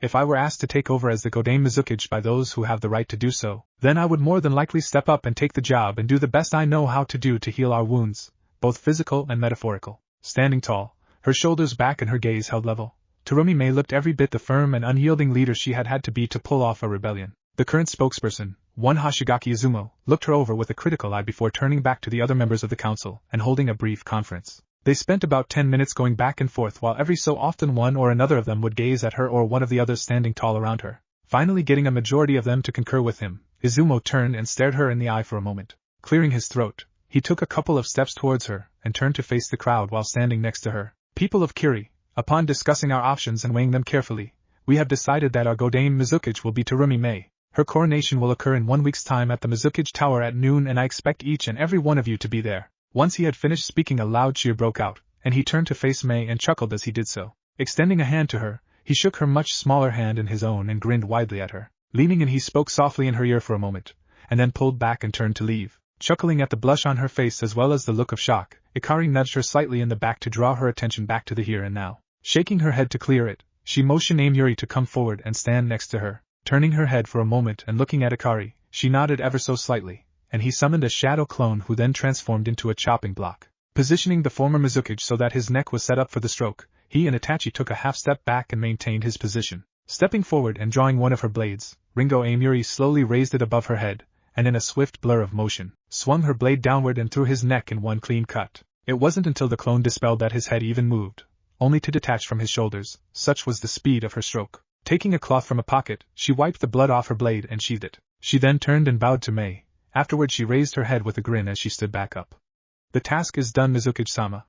What are your orders? Taking a long look at each of them, Mei gently smiled and bowed to the group as a whole. My orders for now are to rest and recover for now. If you four wouldn't mind staying until my coronation, I should be able to send you on your way back home with an alliance treaty to have your Hokage look over and sign. Getting nods from each of them, she smiled once more in gratitude. In that case, you are all more than welcome to stay at my family's compound here in the village. I sealed it up before having to leave Kiri in the middle of the night, and it would be an honor to provide for you while you are here. With that done, the four of them motioned for her to lead on, and fell in behind her. 1 week later, office of the Mizukage. The 4 Konoha shinobi stood before the newest Mizukage and offered her their sincere congratulations, as well as their thanks for the gifts that they had received as payment. For Itachi and Kakashi it had been one favor redeemable at a later date. For Yugo it was a couple of scrolls on a new sword style that she would be able to learn. Ikari came away with the greatest of hauls though, as he had been able to go through the scrolls that they had found that had once belonged to the Yuki clan, and he had managed to copy down over 30 new jutsu that he would be able to use, ranging from D rank to A rank. He had also received a new sword made in the same style as the Kiri no Shinobigatana Shishininshu, seeing as how Mei, Amuri and Chojuro felt that it was the least they could do for him since his own blades had been broken during the final battle with Yugura. Ikari was quite thankful that his sword style could be used with either single or dual blades since he now had the single sword instead of dual blades. His new blade was a 4.5 foot long katana that was forged from the remains of his swords, and they had fused some of the same metal used in Thikubikiribocho, which granted his blade a limited form of regrowth if it were ever broken. As he was involved in the forging of his new weapon, he had ensured that it had chakra absorbing, chakra storing, chakra releasing, hardening, and blood seals engraved into the blade as well as a sharpening seal. These seals would ensure that this blade would be able to be handed down through the generations as a family heirloom. The finished weapon was simple elegance at its finest, as the young man had asked for. The sheath was black with his clan symbol on either side, one side in an icy blue, while the other was done in a fiery orange and red. The hilt was wrapped in black ray skin with an emerald green tassel, while the tsuba was made of polished brown set in the symbol of his clan. The blade was a bit wider than most others of its kind, being almost 4 inches in width. The color itself was unique as it was a pale silver blue with blood-red flames that ran along the length of the blade. The name he had given the blade was engraved on the blade near the tsuba, and was as unique as the person who had helped forge the sword, Hai Takori. Standing up in front of them, Mei bowed deeply to each of them. It is with my deepest gratitude and thanks that I send you off with this treaty. Each of you has done far more than expected of you, and all for a country and village not your own. It is highly commendable, and I thank you on behalf of my people. I would ask a favor of you, and it is entirely up to you whether you accept it. What I ask of you is that if you run across any missing nin, that you give them a scroll with my seal on it, requesting that they return home to Kiri, and tell them that any crimes they may have committed will be forgiven if at all possible once they return. This took all 4 of them by surprise as they hadn't expected anything like this. Raising a privacy barrier, Ikari turned to his older compatriots, and they discussed this at length for about 10 minutes. Once they had reached an accord, he lowered the barrier and stepped forward. On behalf of my teammates and I, we will accept the request and ask for the scrolls so that we may accomplish your request. Reaching into her desk, she quickly thumbed through a number of scrolls and grabbed the appropriate one. Unrolling it and glancing over it, she signed it and stamped it with her seal, and then re-rolled it and tied a blue ribbon around it. Handing it off to the young man in front of her, she smiled as she watched him seal into an intricate-looking seal that was tattooed on his wrist. They bowed once more, and then shined out of her office and appeared outside the main gate to Kiri. Checking their gear once more to ensure that they had everything, they then leapt into the trees and headed for home. 1 week later, Konoha. After having had a rather rough ride back to the mainland, the 4 shinobi had maintained a rather rapid pace back to Konoha. They were all eager to take some well-deserved time off, and train up their skills without having to constantly look over their shoulders for an enemy. Not that they would ever come close to being complacent, it would just be much easier on their nerves being at home to do so. Izumo and Kotetsu were standing around at the gate joking around about how life was so very boring and how nothing interesting ever happened while they were on duty, when they saw 4 figures leaping through the trees towards them. Watching them closely, Kotetsu was the first to recognize them and relaxed as they approached the gate. "It's been a while since we've seen you guys, welcome home." Getting 4 nods in return, they all showed their ID and then headed off for the Hokage's tower. Taking it at a slow, easy pace, Ikari looked around and smiled beneath his mask. Even though there weren't many of them, it always warmed his heart to know that he was doing his part in helping keep his precious ones safe simply by putting his life on the line. The 4 of them all looked to each other and shrugged as they approached the tower, and as one they jumped up and stuck their landing against the wall of the tower and ran up the vertical surface, jumping through the window one right after another. Each of them landed and knelt in front of the Hokage, bowing their heads as they did so. Mission accomplished, Hokage-sama. The Godane Mizukage sends her greetings and an offer to create an alliance between our 2 countries. Kakashi stood and offered up the scroll to Hiruzen as he spoke, then returned to his former position and waited with the rest of his team for their new orders. Nodding in thanks, Sarutobi opened the scroll and read through it, making various noises of agreement here and there as he looked it over. Rolling up the scroll, he steepled his fingers together in front of his face, smiling gently at his ANBU.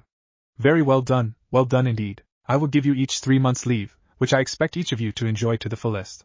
Before I let you all depart, there are 2 things that I need to go over with you. The first," here he paused and reached behind him to grab a bingo book, "is that apparently your status has been upgraded in the bingo book." With that said, he tossed the book to Ikari, who opened it up to the bookmarked page while his teammates gathered around him. Alias, Chi no Akuma Kitsune, Ryaketsu no Akuma no Erasure. Name, unknown. Age, 11 to 12. Village, Konoha. Date of birth, October 10th. Blood type, B. Height, 5 feet. Weight, 100 lbs. Bloodline, Hayatan/Shikutan. Threat rank A. Abilities, Taijutsu, Chunin/Jonin. Genjutsu, Jonin. Ninjutsu, Jonin/Umbu. Kenjutsu, Umbu. Known elemental affinities, wind, fire, water. Wanted status, alive, Kiri, 1,500,000 Ryo. The shinobi known as the Chi no Akuma Kitsune is a threat not to be taken lightly.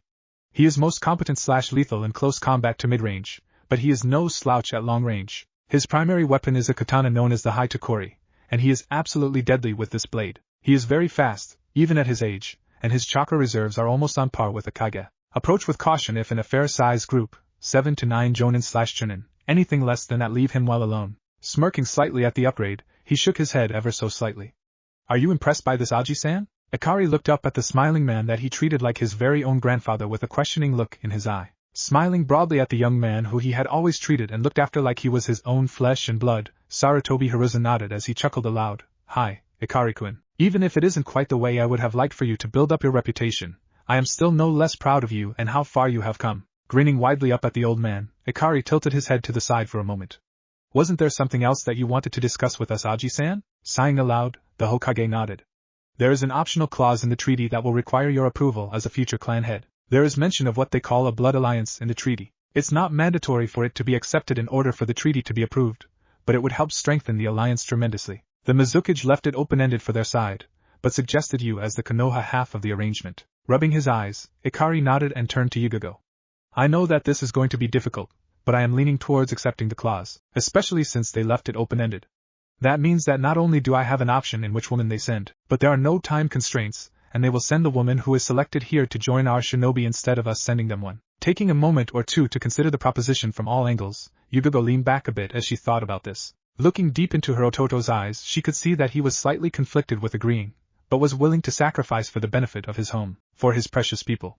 Smiling kindly at him, she nodded her head and then turned her gaze to the Hokage. "The Sajin clan does agree to the blood alliance with Kiri, and we will await the clan heir's choice in which woman he decides upon." Nodding his head in agreement, Sarutobi unrolled the scroll and going over it one more time, he smiled and rolled it back up. The only thing left to do now is to bring it up in the council meeting scheduled for later today. That way we can get this treaty agreed to, as it is very beneficial to both us and Kiri. With that said, I do believe there is a certain someone who should be getting out of the academy about now who would be most disappointed if you weren't there to walk them home, Ikari-kun. Rolling his eyes ever at the ever so unsubtle hint that the Hokage was giving him, he bowed and left the office in a whirlwind of ice crystals. Reappearing at the entrance to the academy, he smiled as he remembered the days of training with his Aniki and Anasan, smiling gently as he reminisced. Shaking his head as he heard the bell go off that signaled the end of classes for the day, he quickly hid himself and removed his mask while waiting for his intended. 5 minutes later he saw her leave the building along with Ino and Hinata. Walking up behind them, he debated over his course of action for a moment before shrugging his shoulders and going for it. Making sure he was visible once more, he put his hands over her eyes and whispered in her ear, "I'm home, my little Kasai no Hana." Making sure that he was prepared for any reaction was his best bet, and a well-played one at that. As soon as she heard his voice, she whipped around and looked at him and then threw herself into his arms and held him as close as possible, much to his chagrin and the other two girls' amusement. He could see the slight blush on the Hyuga heiress face as well as the calculating smile on Ino's face, and knew that he was in for a bout of questioning. Gently kissing her forehead, he managed to pull Setsuki away and hold her by the shoulders so he could look her in the eyes. "I have missed you dearly, and we have much to discuss. Shall I walk you home?" Getting a rather small blush to come to her cheeks, he smiled at her and offered her his arm, which she accepted. Giving a slight bow of his head to the other two heiresses, he offered up his greetings and an apology. "Gomen nasai. I was not intending to be rude to either of you ladies. I am Sajin Ikari, Uchiha Setsuki's betrothed. It is a pleasure to meet you." Getting giggles from his future wife, he turned to her and raised an eyebrow in inquiry. "These are my two best friends, Hyuga Hinata and Yamanaka Ino." His face lit up in recognition of the two young ladies and smiled gently at both of them. "It is indeed a pleasure and a privilege to meet the both of you, but I do believe that I have held us up enough for one day. Shall we head out?" The next 20 minutes or so was filled with many questions, both proper as well as somewhat gossip-oriented. Smirking the entire time on the inside, Ikari was as honest as he could be when they asked him questions about his career, and was as polite as possible in declining to answer any questions that could be deemed as frivolous or just too personal. Before he knew it, they were by themselves and approaching their home. Activating the security seal that surrounded their home, Ikari smiled down at his future wife. He knew that they had a serious amount of time that needed to be made up for since he had been gone for so long, but he figured that they could start off by having a family dinner and getting ready for his birthday, which was in a week or two. Walking through the front door, they were greeted by Mika, who gave them each a warm hug and then ushered them to the table. Once they were all seated, their elderly housekeeper smiled warmly at the two of them sitting there, Setsuki sitting in his lap holding on to him for dear life like he was just going to disappear. "The two of you look so right together, and it is quite good to have you home, Ikari-kun." Smirking at her ever so slightly, he nodded. "It's great to be home, Oba-san. I trust that everything has been going well for us financially?" Setsuki looked up at him confused. "What do you mean by that, Ikari-koi?